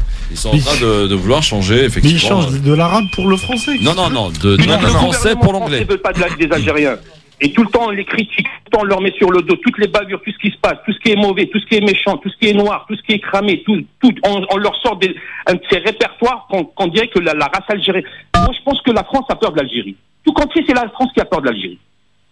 Merci, Rachid. Il retire. Très bien, Rachid. Il retire le français pour le remplacer par l'anglais. Oui. Donc, la première langue à enseigner en Algérie sera la langue arabe. Oui. La première langue étrangère en français sera l'anglais. La deuxième langue en Algérie sera le français. Voilà l'ordre dans lequel il était fait. Voilà, c'est voilà l'ordre. Bon, alors... Une petite aparté, est-ce que c'est possible ou pas? Oui, avant d'accueillir Swad qui nous attend à Reims. Vas-y, Swad. Swad, merci infiniment de patienter quelques secondes, parce qu'on avait aussi évoqué l'affaire de Rugy, et comme vous le savez, Europe Écologie Les Verts, le parti politique auquel j'appartiens, a été un petit peu éclaboussé avec cette affaire. Si vous voulez, la démission de François de Rugy intervient aux dernières déclarations de Mediapart, où on nous a appris que François de Rugy a payé ses cotisations d'élu. Je répète pour celles et celles qui savent pas comment ça se passe. Lorsque vous êtes membre d'un parti politique et que vous êtes élu sous cette étiquette, chaque élu, qu'il soit adjoint au maire, conseiller régional ou député, reverse une partie de ses indemnités, un pourcentage de ses indemnités qui sont calculées bien en amont. Il le reverse au parti pour faire vivre le parti. Et il s'avère que Mediapart nous annonce, donc c'est pour ça que je mets ça au conditionnel, que François de Rugy aurait payé pour l'année 2014 et 2015 ses cotisations de reversement d'indemnités d'élus au parti Europe Écologie Les Verts sous son RFM, qui est l'indemnité de représentation des frais de mandat. C'est une enveloppe. Quand vous êtes député, vous avez 3 enveloppes. Vous avez celle qui sert à payer le député. C'est sur là-dessus d'ailleurs qu'on calcule l'indemnité, le pourcentage à reverser au parti. Vous avez une deuxième enveloppe qui est directement gérée par l'Assemblée nationale, qui sert à payer les collaborateurs. Alors la première indemnité c'est 7 200 brut, la troisième indemnité c'est quasiment 10 000 euros qui sert à payer jusqu'à 5 collaborateurs au maximum, et la troisième indemnité qui est 5 502 euros qui sert à payer les frais de mandat du député lorsqu'il doit se déplacer dans ses permanences, lorsqu'il doit organiser des pots, des gerbes, des réunions avec des élus, des réunions avec des journalistes, des réunions avec des citoyens. Il y a souvent des pots ou des restaurants qui sont faits, et c'est cette indemnité-là qui sert de représentation de frais de mandat. Cette indemnité est non imposable.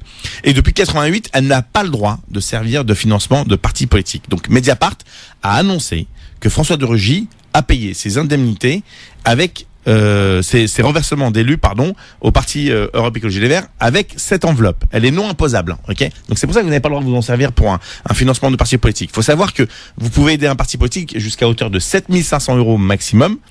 Vous êtes une personne physique. Vous êtes une personne physique et que vous pouvez défiscaliser comme pour les 66%. 66%. C'est-à-dire qu'en gros, si vous donnez 7 500 €, si vous donnez 7 500 €, vous pouvez vous enlevez 5 000 et voilà, vous payez 5 sur 000, 2005. Voilà, et vous retrouvez souvent non assujetti à l'impôt. Je voudrais vous dire la chose suivante qui vient du trésorier national pour bien faire le distinguo. Je poserai juste après, Philippe, je vous laisse aller jusqu'au bout du système. Merci. Et je vous poserai la question. Vous nous expliquerez qu'est-ce que ça a à voir avec la canne, Christophe. Non, la canne aujourd'hui. Oui, non, ça n'a rien à voir. C'était juste un aparté puisqu'il avait dit que c'était borderline. Et là, nous, les écologistes d'Europe Écologie Les Verts, on est tous entachés parce que on nous accuse certains de recel, puisqu'on aurait touché de l'argent qu'on n'aurait pas le droit de toucher de fait de cette enveloppe. Je finis. Je voudrais juste vous donner les éléments suivants. Comme François de Rugy avait réglé ses cotisations d'élus par chèque en 2013 et 2014. 2015, il n'a rien réglé. Puisqu'il est parti en fin d'année et qui payait en général au mois de décembre les cotisations qu'il devait au parti. Nous n'avons pas eu de difficulté à en retrouver la copie. Je confirme. Les informations parues, à savoir que les chèques pour un montant total de 30 000 €, 7 800 € en juin 2013, 7 800 € en décembre 2013 et 14 400 € en 3 chèques en décembre 2014 ont été tirés sur des comptes ouverts dans 3 établissements financiers différents. Nous n'avons pas reçu de règlement de la part de François de Rugy à partir de début 2015. Il a démissionné d'Europe Écologie Les Verts en fin 2015. Ces chèques ont tous été émis au nom de monsieur François de Rugy avec son adresse personnelle. Oui, à aucun moment, il n'était mentionné dessus, provenant du compte Philippe, IFRM. Donc, Philippe, je crois que Mediapart ment, en fait. Non, Mediapart ne ment pas. Non. Enfin, je ne sais pas s'ils mentent pas, voilà. mais non. Je crois, Philippe, que vous allez à côté de la question. Personne ne conteste au parti d'avoir reçu des chèques. Mais après, c'est de la polémique politique. Non, mais peu importe. Mais vous disculpez de Rugy. Voilà. Non, c'est pas ce que j'ai dit. Non. Ce que fait de Rugy, c'est qu'il prend l'IRFM. Il le verse sur son compte perso. Voilà. Il faut le chèque. Ça ne veut pas dire que l'argent que le parti a reçu n'est pas venu de l'IRFM. C'est pour ça que Mediapart est malhonnête sur cette affaire-là. Non, bien sûr. Je dis juste. Nous ne savons pas. Et Europe Écologie. Non, mais j'ai pas fini, Tarek. Non, c'est pas dont acte. Je voudrais que ça soit bien clair pour tout le monde. Le trésorier de l'époque, il n'était pas d'ailleurs monsieur Thierry Brochot qui est trésorier aujourd'hui. Je remercie pour le travail et l'investissement qu'il a fait parce qu'il a récupéré le parti dans un sale état. La trésorière d'ailleurs est partie dans des conditions qu'on pourrait tous discuter. La trésorière de l'époque, au combien même toute sa bonne foi et qu'on veut, elle ne pouvait pas savoir que cela venait du compte. C'est évident. Non, c'est pas évident parce que vous voyez, par exemple, moi je donnerai pas de nom, mais un ami qui est eurodéputé, un ami en commun, qui est eurodéputé et qui a ouvert un compte spécifique dans une banque à part sur lequel il y a marqué frais de mandat. Voilà, si sur les chéquiers, et c'est ce que nous réclamons à Europe Écologie. Lui, il fait un travail de transparence le plus complet possible. Complètement. Tout le monde le fait pas, mais ça veut pas dire que. Ce que je veux dire par là, c'est que on ne peut pas faire le procès d'Europe Écologie Les Verts de. Cher Philippe, personne le fait. Mais si, ça a été fait. D'abord, vous aurez à faire ça pendant la campagne qui va venir. Non, avant. Non, mais pendant la campagne, on a autre chose à faire. Mais vous l'aurez à faire. 2, le citoyen lambda dit moi, ce monsieur se dit écolo. Il prend l'argent du public, il le donne à son parti. Après, son parti a vérifié ou pas, moi, je m'en fous. L'écolo, celui-là, l'homme politique, comme LR, comme hier le PS, puise dans l'argent public pour financer leur parti. Alors après, vous allez vous battre non, Tarek, il y a une différence. Mais justement, c'est au citoyen lambda que je m'adresse, en lui disant de ne pas faire l'amalgame, comme le citoyen lambda pourrait. Mais justement, on est là pour leur apporter des éléments pour que chacun puisse faire en son âme et conscience au courant de tous les données. Donc Mediapart a raison. Je ne sais pas si Mediapart a raison ou pas. La manière dont Mediapart présente les choses, pour moi, est complètement faussée. C'est comme si je disais, une partie des élus, grâce à leur indemnité, vont en vacances. Il y en a. Mais on ne sait pas. Non, mais parce que mais ça dépend quelle indemnité. Ça dépend quelle indemnité d'élus. Non mais vous avez Mélenchon. Maire adjoint. Non mais attendez, vous avez Mélenchon qui avec des indemnités achète un local pour c'est encore de plus flagrant, oui, représentation. tout à fait. Et quelques années après, il le vend. Oui. Et c'est lui qui encaisse les sous.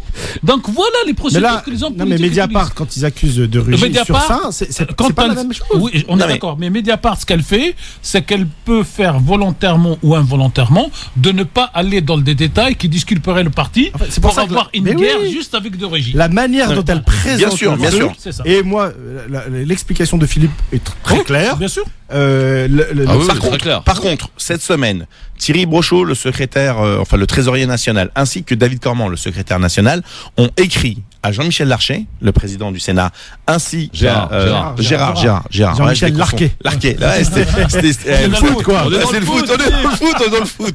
Donc à Gérard Larcher ainsi qu'à Monsieur Ferrand, le président de l'Assemblée nationale, en demandant, en se tenant à leur disposition pour leur présenter la copie d'échec, Oui. parce que les journalistes ont contacté le trésorier national et on a dit qu'on était à disposition de la justice ou de l'Assemblée nationale et du Sénat, parce que nous avions aussi d'autres sénateurs et nous demandons que ces deux institutions vérifient, en tout cas pour les nôtres, D'accord, oui. pour les autres chacun se débrouille, mais en tout cas pour les nôtres, si il y avait d'autres personnes ou si ça venait bien du compte de l'IRFM, et si c'est le cas, le parti Europe Écologie Les Verts s'engage à rembourser au centime près les sommes qu'il n'aurait jamais dû recevoir de la part de quelqu'un qui a commis une faute, s'il a commise la faute. Très Pour bien, l'instant, c'est je très mets tout clair. le conditionnel, Alors, et donc nous nous on tenons prend à leur peut-être- disposition. On prend peut-être le truc. Swad.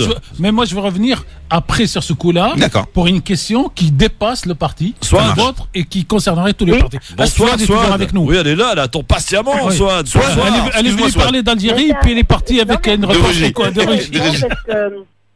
C'est intéressant et je vous remercie de votre explication parce que c'est vrai qu'on entend plusieurs médias sur le sujet de Rugy, mais là c'est vrai qu'il y a un peu plus de transparence et un peu plus d'explication rationnelle. Après j'entends bien que c'est pas évident, et en même temps, voilà, d'un côté je me dis que la royauté n'est pas tombée, dans le sens où on a le sentiment qu'il faudrait 2 poids 2 mesures, mais de l'autre côté il y a quand même pas mal de failles dans notre système.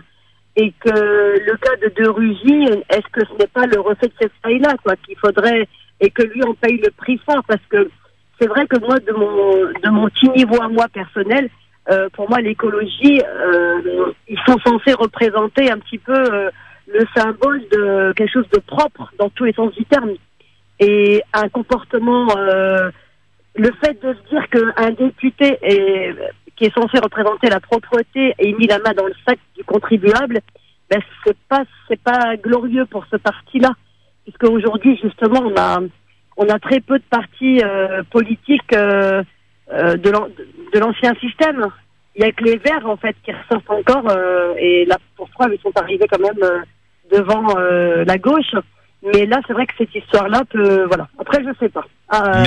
Merci Swad. Vous faites quoi ce soir, Swad? Alors moi j'appelais pour le foot, hein, mais bon c'est tout. Vous m'avez offert le temps de parole, je vous en remercie. Alors ce que je regrette par rapport au foot, c'est que on entend plus parler des risques d'émeutes, de casse, que du plaisir du foot, quoi. Ça m'enquiquine un petit peu, quoi. Ça m'enquiquine que pour la CAN, on parle que de casse, au lieu de parler de la joie et du sport et de la liasse que ça peut procurer au sein de la communauté, des communautés françaises, quoi. Je sais pas, quoi. Les deux entraîneurs ont une éducation française. Ils sont vraiment le symbole de la mixité de notre pays. De la réussite, Ben ils sont oui, symbole de la réussite. de- Sur les 23 joueurs algériens, 19 sont franco-algériens. Hein. Mais Bon, oui, l'Algérie qui c'est gagne, c'est la France qui quoi. gagne. Bah oui. Ouais. Ils ont grandi à Champigny-sur-Marne. Et tous les deux. C'est un plaisir, quoi. Au lieu de parler de cette liasse, de cet Entraîneur sans Franco, quelque chose. Voilà, ils sont franco quelque chose. Bah Merci oui. Swad, en tout cas, et bon match pour ce soir, 01 Merci, 40 Swad. 33 Alors, 9 oui. piles. Avant de À tout de suite. répondre à mon... Non, moi j'ai de la pub. Hein. la Je suis pub, de la les pub. gars, mais- Ah, c'est Là, jusqu'à- on a beau être vert et propre. Ah et bah tout ce que justement, vous voulez, c'était sur les Verts. Moi, Les- j'ai l'IRFM à rentrer dans la caisse de la radio. Hein. Tout à fait. À tout de suite. On répondra sur le vert et le foot et de Rugy. Ouais, j'en D'accord. sais rien. Enfin, un truc comme ça, IRFM. quoi. IRFM ou je ne sais quoi. C'est enfin. ça. Oui, enfin, moi, je touche pas à ça, donc à tout de suite. Le grand forum, merci d'être avec nous mes amis. Vous êtes bien sur France Maghreb 2 et tout va bien avec Philippe Bouriaki, avec Tarek Mami et avec Farid Tamsamani. Ça se termine tous en i les gars, bravo. Parce que le vendredi normalement c'est Mami. Voilà. Ouais, c'est vrai. Eh oui. Et la Loiti, il n'y a plus de. Si, il revient bientôt. C'est jeudi normalement. Il était en voyage à l'étranger pendant plus de 3 semaines. Il est retour très vite. Jeudi prochain, je crois. Bon. Nous sommes avec monsieur Nicolas Orbert. Bonjour monsieur Nicolas Orbert. Bonjour. Bonjour et bienvenue sur France Maghreb 2. Pour nous parler d'un festival qui va se passer pas loin d'ici. Ça se passe au Pré Saint-Gervais et ça démarre ce soir, monsieur Orbert. C'est tout à fait ça, effectivement, à 18h déjà. Le festival s'appelle, alors pardonnez-moi mon accent, mais El Marj, comme pelouse ou pré, le pré, en arabe classique. Ouais. Et ce soir à 18h, on projette un premier film, Silence, qui est un film documentaire sur une dame qui a des difficultés pour parler, qui est comme on dit, qui ne parle pas, qui n'a pas l'usage de la parole et qui a développé elle-même un langage en Tunisie et qui arrive apparemment très facilement à faire parler beaucoup de gens et à faire à ce que les gens se dévoilent. Ensuite, on enchaîne avec un film plutôt plus connu, le film d'Ahmed El Mahanouni, qui s'appelle Trans, qui est un documentaire assez connu, tourné en 81 sur le groupe marocain Nas El Riwan. Et ensuite, il y a un spectacle de danse et des musiciens avec Kif Kif Bledi et Karbadou DZ. Très bien. Ça, c'est pour ce soir. On a aussi de la restauration on vend un petit plat de tortilla marocaine avec des accompagnements pour financer un petit peu les musiciens et aussi les documentaristes. Ouais. Et on enchaînera demain avec un film sur les questions alimentaires, l'autonomie alimentaire avec Couscous et graines de la dignité de Habib Ayeb, qui parle effectivement du blé et de la culture du blé dans les pays du Maghreb et les difficultés rencontrées avec évidemment la mondialisation et aussi les questions de propriété terrienne. Et comme on parle de propriété, il y a un autre documentaire de Soraya El-Kalawi qui s'appelle Landless Moroccans à propos d'une expulsion pour des enjeux immobiliers au Maroc, à Rabat plus précisément. Et on enchaînera avec un groupe de musique algéroise et DJ Khaled au platine pour passer une bonne soirée. Tout ça est gratuit avec un petit chapeau pour financer quand même, pour un petit peu les musiciens et les documentaristes. Et bonne ambiance, ça se passe au Vanilla, qui est un café tenu par 3 frères, ici au Pré Saint-Gervais, 48 rue André Joigny. Dites donc, parfois c'est un programme très sympathique. Monsieur Nicolas Orbert. En tout cas, tous ceux qui n'aiment pas le foot, ont l'occasion aussi de pouvoir sortir et d'aller voir autre chose que du foot ce soir, hein, Nicolas Orbert. Voilà. Et puis s'ils veulent fêter la victoire d'un des deux pays après, ils sont les bienvenus aussi. Hein. Ouais, faites gaffe, hein, attention, là, ça peut vous ramener beaucoup de monde d'un coup, là, monsieur Orbert. On va juste rappeler. Fêter, bien sûr, fêter. Voilà, Nicolas, on va juste rappeler ce qui est essentiel pour les auditeurs, c'est les dates et les lieux. Donc, ce festival Al Marj, qui serait la traduction du mot le pré, pour le Pré Saint-Gervais, donc un jeu de mots en langue arabe, le vendredi 26, le samedi 27. Non, c'est aujourd'hui.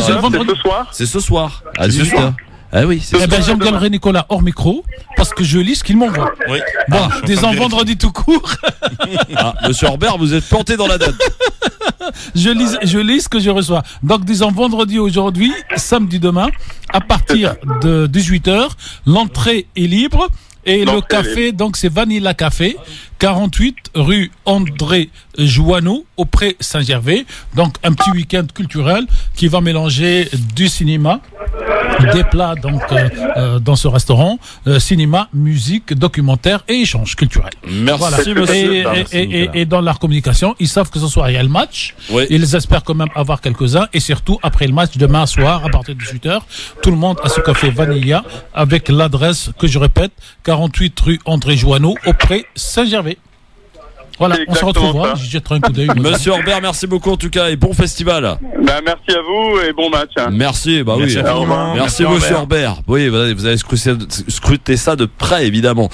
01 40 33 9000 les amis, il est 17h33 dans quelques poignées de secondes maintenant sur France Maghreb 2. Attention, monte d'un cran. Je peux rebondir sur l'intervention de notre ami Philippe. Moi, ce qui ce qui me gêne dans cette histoire, ce n'est pas le parti, ce n'est pas M. de Régie, c'est le fonctionnement de la démocratie française. Vous avez commencé, cher Philippe, de dire en France, il y a 3 enveloppes. Pourquoi il y a 3 enveloppes? Pourquoi il n'y a pas une enveloppe?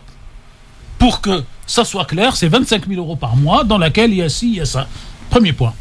Ça revient même, si tu es c'est l'enveloppe globale qui est divisée en 3. Oui, mais pourquoi diviser? Non, mais On va y venir. Pourquoi en France, on n'arriverait pas un jour au système nordique? Quand un élu est élu le premier jour, on lui donne une enveloppe de 5 000 ou 10 000. Après, il pioche dedans pour faire les avances. Et chaque fois qu'il va à la comptabilité, on le rembourse au centime près sur les justificatifs. C'est ce qui se passe, c'est ce qui se passe depuis le 15 novembre, 15 novembre 2017 sur la loi de mémorisation portée en plus par Monsieur de Rugy, puisqu'il était président de l'Assemblée nationale. Porté par comment il s'appelle, par le président du MoDem qui a été viré, oui, Monsieur Bayrou, c'est vrai, qui a été sous la présidence de Monsieur de Rugy, pour être plus juste. C'est pour ça que l'IFRM a été enlevé et remplacé par AFM, qui est l'avance des frais de mandature. Voilà. Donc vous avancez, vous donnez un justificatif. Mais je tiens à dire une chose très simplement, c'est que vous venez avec un justificatif disant j'ai mangé avec telle personne, personne ne vérifie si c'est vrai ou pas. Voilà. Non, mais je termine ma phrase sur les pays nordiques. Alors dans les pays nordiques, vous avez cette enveloppe qu'on vous donne en début de mandat. On vous dit par exemple qu'un restaurant ne peut pas dépasser 120 euros pour 3 personnes. Si vous prenez plus, vous payez la différence. La chambre d'hôtel, c'est maximum X francs ou euros. Et donc, on a, parce que le caractère est différent par rapport à la France, où les gens respectent, et on trouve des gens qui, au lieu de manger pour 120, mangent pour 105. Et des gens qui, au lieu de prendre la chambre d'hôtel à 150, la prennent à 120. Et petit à petit, il y a un système qui s'instaure d'autorégulation. Et que j'aime bien le principe, moi. Oui. De manière à ce que les députés comprennent. Mais sur le principe, comprennent à la fin que cet argent n'est pas le leur. Bien sûr. Alors, pour répondre à ça, au Parlement européen, c'est déjà le cas. Et je voudrais rappeler que, par exemple, Eva Joly, qui était une députée d'Europe Écologie Les Verts, vient de finir son mandat et elle a restitué. Voilà. Très bien. Est-ce que tu peux nous dire, Philippe, de quelle origine était Eva Joly? Du Nord. Du Nord. Quel pays précisément? De Norvège. Et en vérité, tout est une question de culture à la base. Les pays nordiques, pour parler de la Norvège, on va dire les pays scandinaves, ne sont pas de culture catholique. On y vient. Protestantisme et Max Weber. Du protestantisme. Le catholicisme a une difficulté traditionnelle avec l'argent. L'argent est un tabou. Tout à fait. Pour compléter ce que vient de dire cher Tarek et Philippe, moi je pense que c'est surtout dans la sanction qu'il faut agir. Si la sanction est dissuasive, je peux vous garantir que les gens rentrent dans les clous. Lorsque la sanction n'est pas dissuasive, vous avez des gens qui peuvent malheureusement essayer de tricher, etc. Mais c'est vrai, tu l'as complètement, tu l'as bien dit. C'est de Rugy qui a nettoyé suite au scandale Fillon lors de la présidentielle. Il faut quand même rappeler d'où ça vient, tout ça. C'est qu'en fait certains, là c'était Fillon qui s'est fait taper sur les doigts, mais des tas de parlementaires bien avant lui et bien pendant très longtemps, en fait, se sont constitués des patrimoines immobiliers sur le dos d'indemnités complètement. Le plus riche des candidats était Mélenchon, précise. Je voudrais juste. On remonte un peu beaucoup plus haut. C'est Jospin qui, en fait, a enlevé les fameuses enveloppes en espèces. Parce que jusqu'à Jospin. Bien sûr. Jusqu'à Jospin. Et quel était le président? Les enveloppes, c'était en espèces. Quel était le président qui en raffolait? Premièrement, et quel est l'homme politique qui a été condamné suite à ces déformations-là, qu'aujourd'hui tout le monde amène comme si c'était un saint? Il s'appelle Jacques Chirac. Jacques Chirac, qui est quelqu'un qui a été nommé. Lui, il avait les valises. Voilà, et un autre qui a été nommé au Conseil constitutionnel, donc qui est un scandale sans nom, qui s'appelle Alain Juppé, qui était effectivement des spécialistes de ce type de détournement. D'entre nous. Bon.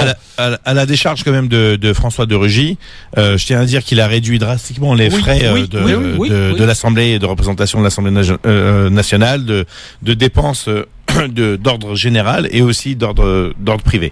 Alors, comme on parle d'Algérie, je voudrais revenir, moi, à il y a très très longtemps. De Régie Algérie. De Régie Algérie. Foot Cannes. Vous avez dans un conseil de ministres, avec le président Feu Boumedienne, il y a un ministre jeune, intègre, qui lève la main pour lui dire: Monsieur le Président, est-ce que je peux vous dire qu'autour de cette table, il y a beaucoup de ministres qui prennent beaucoup d'argent dans toutes les enveloppes qu'on a. Et la réponse de Boumedienne vaut son pesant d'or, mais la réponse du jeune journaliste l'est encore plus. Et Boumedienne lui dit: est-ce que vous connaissez quelqu'un qui fabrique du miel et qui passe pas son doigt pour goûter de temps en temps? Pas mal. C'est pas mal. Non, j'aime bien. Et la réponse du jeune ministre: Monsieur le Président, c'est pas d'un doigt qu'il s'agit, c'est de grosses cuillerées. Effectivement. Yanis est avec nous. Bonjour Yanis. Yanis. Bonsoir. Bonsoir Yanis. Vous nous appelez d'où? Ouais, attends, je vous appelle de Reims, moi. De Reims, Champagne-Ardenne. Très bien. Champagne-Ardenne. Alors, écoutez, pour une petite parenthèse là, par rapport à ce que j'ai entendu par rapport à la corruption là dans ces hommes politiques français, qu'on nous explique soi-disant qu'ils sont pas assez sanctionnés, tout ça. Il faut dire aussi qu'à l'Assemblée nationale, il n'y a que des voyous en col blanc, que ce soit en parlant d'Arlène Désir, en passant par Charles Pasqua, qui était un des plus grands voyous, en passant par Laurent Fabius, qui a été réélu. Du mal des morts. Il est mort, Pasqua. il est pas bon. Voilà, donc en fait, il y a que des voyous. Et j'aimerais poser une question à l'écologiste là qui nous parle de Rugy. Bon, là, il essaie de nous expliquer que le parti n'était pour rien et tout. Mais est-ce qu'il se rappelle de l'affaire Florence Blanda? Non, pas du tout, vas-y, si tu peux me rafraîchir la mémoire. Qui a été condamnée, enfin pas qui a été condamnée, c'était une adjointe au maire du 13e arrondissement de Paris, qui a été mêlée à une histoire de blanchiment d'argent sous fond de drogue, de shit, tout ça. Oui. J'aimerais bien qu'il nous explique à ce moment-là où était le parti, qu'a dit le parti des écologistes. Et il faut arrêter de nous faire croire que les écologistes sont des gens sains et que le PS, qui est le parti sioniste et non le parti socialiste, en fait, tout le monde est mêlé là-dedans, ce sont tous des voyous, ils sont tous réélus. Et c'est pour Alice, je vais te répondre. Non, s'il te plaît. Je vais lui répondre. Mais sur le mot voyou, sur France Maghreb 2, on dit voyou pour ceux qui ont été condamnés, pas parce qu'on met tout le monde dans le même sac. On est dans un état de droit et le droit jusqu'à preuve du contraire. Ils sont tous pareils. Florence Blanda a été condamnée. Attends, Alice, je t'ai écouté, je vais te répondre, premièrement. Alors, je vais te répondre comme le Front National pourrait bien te répondre. Les Arabes, c'est tous des voleurs, c'est tous des casseurs. Ça te plairait ça comme réponse? C'est ce que tu viens de me faire, mon frère. Mais c'est pas grave, je t'en veux pas. Je viens te dire que l'histoire de Florence Blandin, par exemple, que je ne connais pas personnellement, c'était par rapport à son fils. Soit, ça c'est une affaire privée. Comment une affaire privée peut entacher tout un parti et des militants comme moi qui sont là depuis 94, qui mouillent la chemise et qui n'ont jamais pris un centime parce que nous ne touchons pas d'indemnité. Je suis même pas élu d'opposition, mais je me présente au prochain municipal. Mais tu as raison qu'il faut y avoir une surveillance totale et clean. Moi, par exemple, si demain je suis maire d'Orly, il y aura un compte dédié sur toutes les indemnités que je recevrai et vous verrez ce que je ferai avec. Maintenant, dans tous les partis, et malheureusement, c'est la nature de l'homme. T'as des gens qui vont taper dans la caisse et qui vont venir, moi ce que j'appelle des écolo-opportunistes. Ils viennent pour la gamellarde, des cachéristes, tu vois, des trucs de gens. Mais c'est pas pour autant que je vais salir tous les gens de tous les partis politiques. Donc faire l'amalgame, c'est faire le même jeu que ceux qui nous détestent au quotidien et qui disent que c'est franco-algérien, etc., qui descendent sur les Champs-Élysées, aiment plus. Ça n'a rien à voir. Mélangez pas. Non, mais c'est ce que tu as fait, Anis. Attends, je vais mettre le casque. Avec Arlène Désir, avec Pasqua, avec tous ces gens-là qui dirigent la France et qui utilisent des fonds publics. Combien? Ça n'a strictement rien à voir. Attends, je peux parler, puisque depuis tout à l'heure, vous parlez même sur l'Algérie. Tout à l'heure, je t'ai entendu toi dire que les Algériens, quand ils sortaient, soi-disant, ils cassaient tout, alors que les Sénégalais, tout ça... C'est ce que j'ai dit. Alors, je t'invite à réécouter le podcast. Non, mais attends. Après, tu parleras. Ah non, mais tu partir, là. Non, ah d'accord, tu vas partir, donc je t'écoute. Une fois que tu pars, je peux pas te répondre. C'est ça. Mais non, mais je réponds question par question. Moi, je fais pas comme les autres qui va prendre un package. Je suis pas en train de te poser des questions, je suis en train de te dire... Mais non, mais t'es en train de dire des inepties. T'es en train de dire... Anis, t'es en train de dire des inepties. Tu as dit que j'avais dit que les Algériens cassaient tout. Je suis franco-algérien. Je vais te dire, s'il y a bien un truc, s'il y a bien un truc que je maîtrise, c'est bien ça. Il n'y a pas de souci. Mais toi, depuis tout à l'heure, ton discours, j'ai l'impression que tu vas être plus français que le français, plus français que le... Mais bien sûr, je suis plus français que le français. Mais je suis plus algérien que le plus algérien, bien sûr. T'es malade ou quoi? Je suis français, je suis fier d'être français. Je suis algérien, je suis fier d'être algérien, mais ça va pas, non, j'ai pas dit ça. Regarde, merci. Tout à l'heure, t'es en train de justifier le fait que les Algériens, quand ils sortent, ils font que de casser. Non, il n'a pas dit ça, Yanis. C'est pas ce que j'ai dit, Yanis. Tu as mal compris, mais c'est pas grave. Les Algériens dans ce pays représentent le diable. Tout ce que les Français n'aiment pas depuis l'histoire des Sarrasins, de Charles Martel, depuis qu'ils sont arrivés en Algérie. Et le problème qui est entre la France et l'Algérie, c'est pas que l'histoire de la guerre d'Algérie, c'est l'histoire de 132 ans d'une colonisation dans laquelle il y a eu des génocides, des massacres, comme ce qui se passe en les Palestiniens avec les Israéliens. C'est pour ça que les Palestiniens, ils prennent beaucoup l'histoire de l'Algérie et ils se reconnaissent là-dedans. Je dis pas que ce qui se passe en Palestine, c'est moins pire que ce qui se passe en Algérie durant 1830 à 1962, mais ça, c'est un fait. Et nous, on est le... Qu'est-ce qu'il va faire ce soir, notre ami? Il va regarder le match ou pas? Yanis, qu'est-ce que tu vas faire ce soir? Ce soir, moi, je suis avec mon père, mes frères, on va regarder le match. Inch'Allah qu'on gagne, mais après, c'est qu'un match de foot. Et les Sénégalais, ce sont nos frères. Franchement, que le meilleur gagne. Après, c'est sûr qu'on part peut-être avec un petit avantage parce que footballistiquement, on est plus fort. Mais franchement, si on Yannis, perd, c'est à la fin du bal qu'on paye les musiciens. Je te jure, c'est à la fin du bal qu'on paye les musiciens. Je vais te raconter une histoire. Il y a quelques années, j'ai fait une compète et j'étais mené 8-0 à 20 secondes de la fin. Il y a eu un break parce que je m'étais fait un petit peu mal, donc il y a le soigneur qui est là qui me passe un petit peu de glace. C'était quoi comme sport? C'était du JB. D'accord. Et je vois mon coach au loin qui me dit ça y est, c'est mort. Et franchement, c'était mal barré. À 5 secondes de la fin, je fais taper mon adversaire. Donc c'est à la fin du bal qu'on paye les musiciens. D'accord? Toujours. Donc, non, mais sur le papier, c'est sûr, l'Algérie, elle a gagné. Si les Sénégalais, dis-toi bien qu'ils vont se surpasser les Lions. Mais c'est normal, je fais confiance au Fennec pour mettre du Lion. Mon ami, il faut savoir que le Sénégal, au classement FIFA, ils sont devant nous. Oui, c'est vrai. Ils partent favoris sur ce match-là. C'est pas nous qui partons favoris.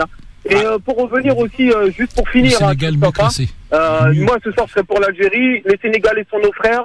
Faut arrêter aussi sur Paris l'histoire entre les Arabes et les Noirs. Là, j'ai vu ça sur les réseaux sociaux là, qui commencent à s'insulter pour un match de foot pourri.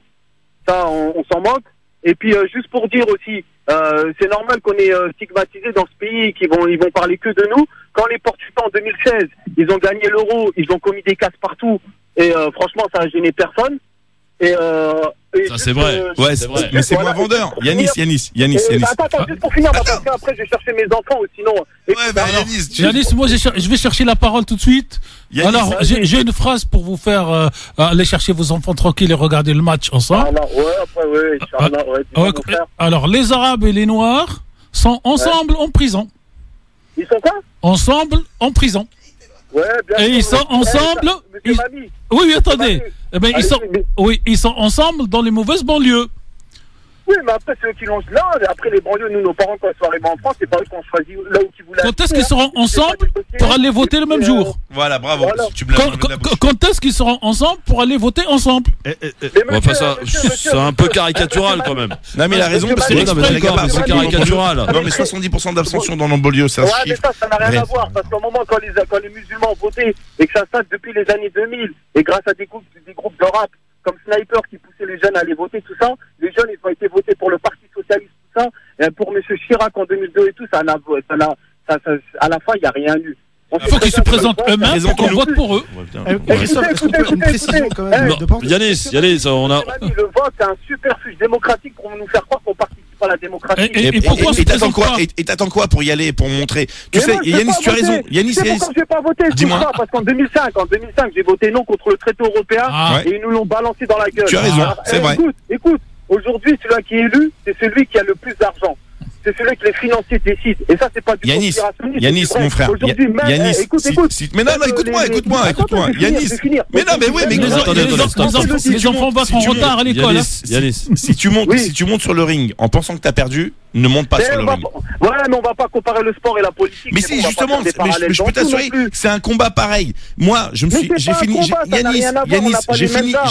fini par m'engager en 2014. J'ai fini par y aller à la compétition pour être le maire de ma ville. J'ai fait un score qui est très faible, mais j'ai pas lâché le terrain une seule fois. Mais j'ai fini par y aller pour le même constat que tu viens de dire là. Et à un moment donné, ma femme m'a dit, écoute, arrête de gueuler derrière la télé, soit t'y vas, ou soit tu tais. Et donc, j'ai dit, bon, ma chérie, je crois que t'as raison, on va y aller. Et donc, ta colère, elle est juste, elle est légitime, et c'est pas moi qui va la contredire. Non, moi, en fait, si tu veux, mon ami, j'ai pas de colère, c'est un constat. Non, mais ton constat. Juste pour finir. Vas-y, Yanis. On est jeunes dans ce pays-là, on nous a expliqué que les Sarrasins, c'était, depuis le Moyen-Âge, les ennemis des Français.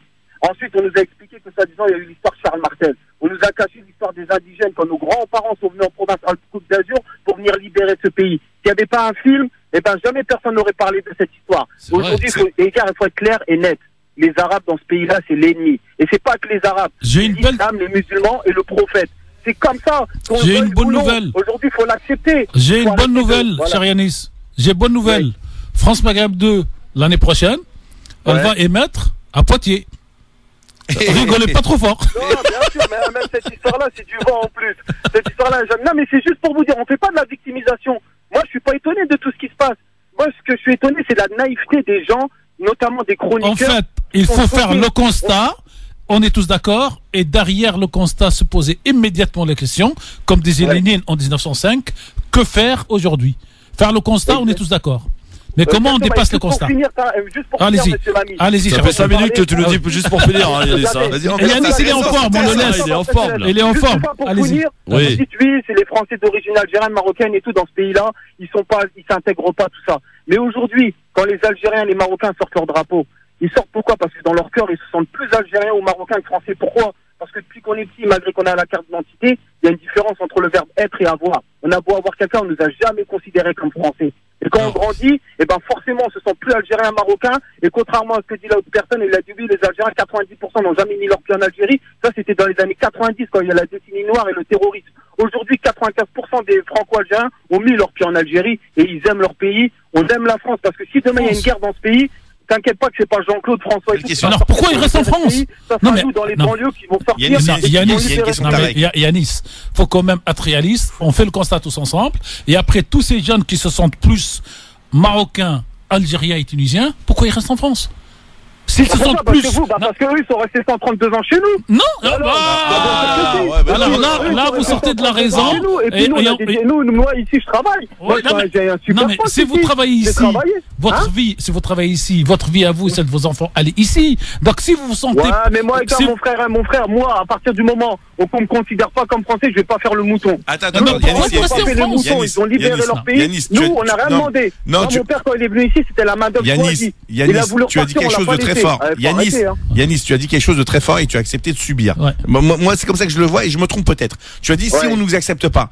Mais moi, je m'en fous qu'on m'accepte ou qu'on m'accepte pas. Moi, quand l'Algérie, elle gagne, je sors le drapeau algérien. Quand la France, elle gagne, je sors le drapeau français. Ça, par contre, la fierté comme ça, non, mais c'est ton droit et je le respecte. Est-ce que tu peux aussi respecter mon choix et mon droit? Moi, quand l'équipe de France, elle gagne, je suis comme un dingue, je suis comme un fou. Moi, quand l'Algérie, elle gagne, je suis comme un dingue, comme un fou. Ouais, mais d'accord. Et l'équipe de France, quand elle gagne, c'est grâce à qui? C'est grâce à qui que nous, on s'est senti? Mais grâce à des Français. Bon, c'est grâce à des Français qu'elle gagne. Merci Yanis, c'est la match. Alors, disons que le meilleur gagne pour aujourd'hui. Bon match, mon Yanis. Que le meilleur gagne. Et puis, et pour l'élection. Non, mais je rajoute que l'année prochaine, on a une élection municipale importante. Est-ce que si chacun votait dans sa ville, peut-être que le Philippe qui s'appelle Ahmed dans la vie ou qui s'appelle que Philippe serait demain maire de sa ville, comme Sabrina, comme d'autres. Et peut-être que, vous savez que les hommes politiques français, ils n'aiment pas les Arabes, ils n'aiment pas les musulmans, ils n'aiment pas les Noirs.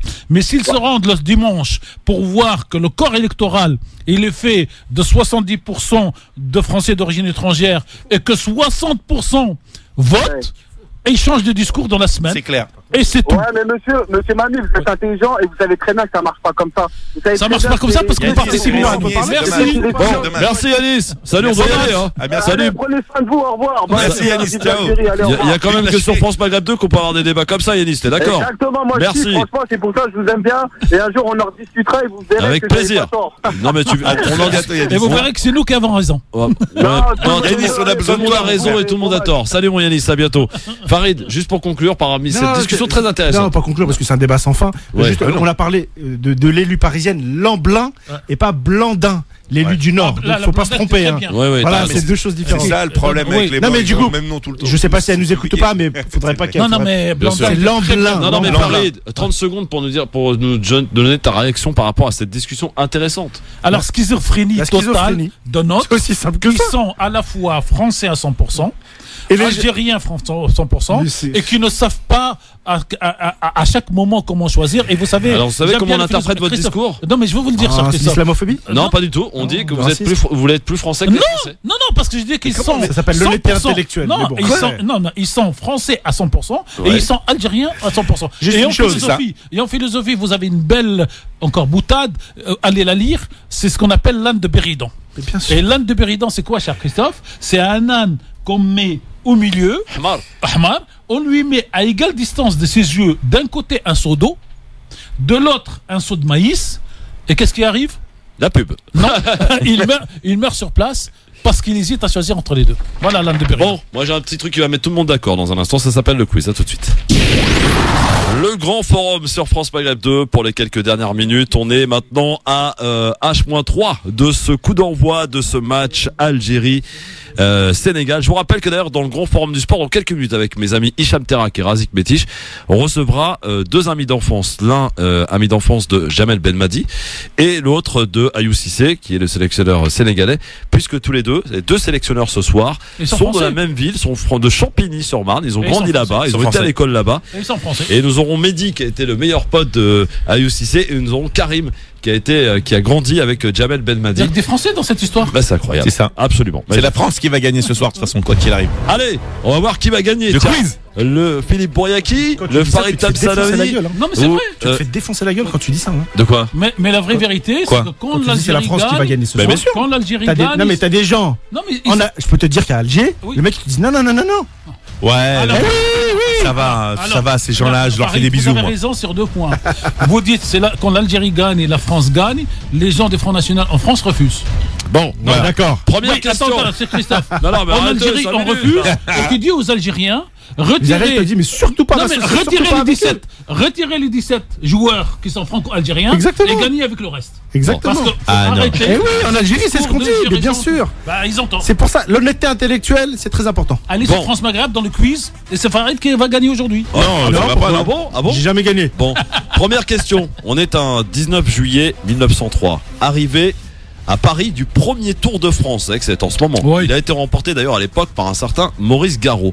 Où est arrivé à Paris? Dans quel endroit est arrivé le Tour de France? C'était pas aux Champs-Élysées. Au Champ de Mars. À l'époque, ça peut être que de Tour Eiffel à l'époque. Non, du tout. À Belleville. Non. Alors ça doit être Fort d'Italie. Non, c'est dans la Villette. C'est dans un endroit Boulogne. Dans un endroit mythique de Paris. À l'hippodrome. Non. Alors le mythique en 1900 à à cette époque-là, non. À la Coupole. T'as dit. Non, j'ai pas dit la Coupole. C'est quelle année? 1903. Le mythique à l'époque, il y avait la gare d'Orsay. Non, c'est pas la gare d'Orsay. Qui était mythique. Oui. Il y avait Pigalle qui était mythique. Non. C'est le Louvre. Il y a Louvre, non, il a été reconstruit un peu plus tard. Dauphine. Plutôt vers Boulogne par là, c'est quoi? Saint-Cloud, le bois de. Le bois de Boulogne. À côté, entre Auteuil et entre Dauphine. Non, entre Auteuil et Porte-Saint-Cloud, qu'est-ce qu'il y a? C'est pas le Veldiv, mais le Parc des Princes. Le Parc des Princes. Merci, M. Sabani. Merci. Ça s'appelle comme ça, le Parc des Princes déjà? Ah oui. Non, dis pas oui, c'est comme ça. Il est arrivé au Parc des Princes. Pas de commentaire sur le PSG. Non, alors à l'époque, on parle du Parc des Princes, monsieur Mami. Voyons. C'est PSG. À l'époque, il était chez le Qatari. Ce qu'il faut que tu dises, c'est que le Parc des Princes, historiquement, ça n'est pas un stade de football. C'est un stade de tennis, je crois. Non, c'est une sorte de, on peut dire un vélodrome, c'est ça? Et bah pourquoi il est arrivé au Parc des Princes d'après toi? Pour ça, exactement. Et bah merci monsieur Tabani, ça te coûte un point. Ça lui coûte pas, ça lui rapporte. Ça lui rapporte, pardon. C'est pour ça que j'ai dit qu'il va gagner. Quel tunnel a été mis en service en 1965, un 19 juillet? Tunnel du Mont Blanc. Tunnel du Mont Blanc. Bonne réponse, monsieur Bouriaki. En 1999, maintenant, la population de la planète passe un cap. Quel est ce les cap? 5 milliards. Non. 2, 4. Les 5 à 6. Non, on n'est pas encore. Si, de 5 à 6. 6 milliards. Ouais, de 5 à 6. En 1999. Aujourd'hui, on est combien? Attends, quel point là? Parce qu'il a dit 5 à 6 et moi j'ai dit 6. Ah ouais, il a dit 6. Non, mais il a dit 5 à 6. De 5 à 6. On est 7 milliards aujourd'hui. Aujourd'hui, on est combien? 7 milliards. Donc on était à 6 en 1999. Ah, c'est Farid alors quel point? Ouais. Bonne question, bonne réponse de monsieur Tamsamani, ça nous fait 2 points. Sauf que on peut répondre à ce que dit la question de Cheikh Tariq. C'est que Cheikh Tariq faisait constater qu'en fait, finalement, qu'en 20 ans, on n'avait pris que 1 milliard. C'est ça en vérité. C'est ça, oui. Mais 20 ans à l'échelle de l'humanité, c'est rien pour un point de détail. Exactement. Non, mais il faut voir à combien on était en 99 et pour le passage. Les 20 ans précédents. Voilà. Ouais. Je cherche à présent un acteur, mais aussi cinéaste français, né à Marseille. Oui. Pagnol? Né à Marseille, non. En 1896. Ah non, c'est pas Méliès. Non, attendez, calmez-vous. Méfiez-vous des blondes, notamment, point d'indice. La Dame aux camélias, ou encore le Comte de Monte Cristo. Henri de son prénom. Henri Verneuil. Non. Non, il est beaucoup plus jeune. Non, mais il est beaucoup plus jeune. Henri. C'est ça. Henri Lecomte. Non, mais arrêtez vos conneries. 1896. 1896. Henri, fils d'Henri. Henri de Valmy. Henri Crémieux, messieurs. Ah oui. Vous connaissez pas le décret Crémieux. Non. On connaît le décret Crémieux. Non, mais je vais pas te dire non. Bon, je cherche maintenant un journaliste et présentateur de télé. Qui est né donc en 1957 et un 19 juillet. Il a animé notamment le célèbre magazine sur France 2, Complément d'enquête. Il est malheureusement décédé en 202014. Duquesne, bonne réponse, monsieur Telsamani. Effectivement. Benoît Duquesne. Benoît Duquesne, absolument. Tiens, question pour Farid. Et il écrivait aussi dans Le Point, je crois, ou dans l'Express. Quel ancien président entendu par un juge en Sarkozy. 2007, absolument pas. Sarkozy. Absolument pas. En 2007, en tant que Jacques Chirac. Jacques Chirac, témoin assisté dans le cadre donc d'une affaire d'emploi fictif. On peut dire qu'il a été entendu par un juge, mais qui ne s'est jamais présenté à son procès. Quel Français, ça sera ma dernière question, quel Français remporte le Tour de France en 1991? Non, il n'est jamais pas arrivé. Quel Français remporte le Tour de France en 1991? Je sais pas, c'est lui qui était à l'insu de lui-même. Monsieur Bernard. C'est à l'insu de lui-même. Monsieur Bernard. À la suite arrêtez. Bah oui, attendez, bien sûr. Bernard Hinault. Bah oui, quand même. 1991, les gars. Bon, il n'a pas eu beaucoup de Français qui ont remporté le Tour de France. Non, j'ai dit 1991, monsieur. Non, vous avez dit 2011. Là, il a dit 91. Bon, merci, monsieur Telsamani. Victoire de Telsamani Farid, donc qui a remporté son premier quiz aujourd'hui. Non, mais je vous ai dit qu'il allait gagner. Ah oui, il a vu juste. Messieurs, bon week-end et bon match. Bon match. Merci Christophe. Merci Farid, merci Philippe, merci Tarek. Que le meilleur gagne, mais que l'Algérie gagne. Merci monsieur Farid. Que l'Afrique gagne. 1, 2, 3. Viva les deux patries. Objectif. Que le meilleur gagne, que l'Algérie gagne. Dans un instant, le grand forum du sport. Hicham Terak et Razik Petich me rejoignent dans un instant. Pour l'heure, le rappel de l'actualité. Bon match et bonne soirée. Bonsoir à tous. Le record absolu de chaleur en France est revu à la hausse, 46 degrés le 28 juin dernier contre 45,9. Météo France vient de publier de nouvelles analyses et la canicule revient dès dimanche. Elle est annoncée plus courte mais aussi plus intense que fin juin. Sur la route, ça se charge dans le sens des départs en vacances, notamment sur l'A7 vers la Méditerranée et sur l'A10 vers le bassin d'Arcachon. Ça devrait être encore pire demain. Il est conseillé de quitter les grandes agglomérations avant 9h. Dans l'heure, un octogénaire a tué sa femme avant d'essayer de se donner la mort. Dans une lettre, il assure avoir voulu mettre fin aux souffrances de son épouse qui est atteinte de la maladie d'Alzheimer. Une enquête pour assassinat a été ouverte. La justice française interdit à Greenpeace de s'approcher des convois de matières radioactives. Interdiction temporaire de s'approcher à moins de 250 mètres. En juin dernier, Greenpeace a inscrit en orange fluo la mention radioactif sur des cuves transportant de l'uranium. Une procédure de danger grave et imminent est mise en place pour les salariés de General Electric à Belfort. L'entreprise est engagée dans un vaste plan social. Les syndicats affirment que 3 salariés sont morts en 3 semaines de crise cardiaque ou d'accident vasculaire cérébral. En Chine, 2 personnes sont mortes et 12 autres sont portées disparues après l'explosion d'une usine de gazéification ce matin. Ça s'est passé dans le centre du pays. Netflix aura à peine eu le temps de fêter la sortie de la 3e saison de la série Casa de Papel. C'était hier et dans la soirée, le groupe a dégringolé à la bourse de New York. Il a attiré beaucoup moins d'abonnés que prévu au 2e trimestre, 2,7 millions contre 5 millions espérés. Et puis, un champignon pourrait bientôt remplacer les cendriers. Un festival de Charleville-Mézières teste un champignon mange-mégot. Ce qui est intéressant, c'est que le champignon digère ce mégot. La racine se développe autour de la fin de la cigarette, puis les enzymes le digèrent. C'est d'autant plus intéressant qu'un mégot jeté dans la nature peut polluer jusqu'à 500 litres d'eau. France Maghreb 2, service, info, musique, divertissement. France Maghreb 2.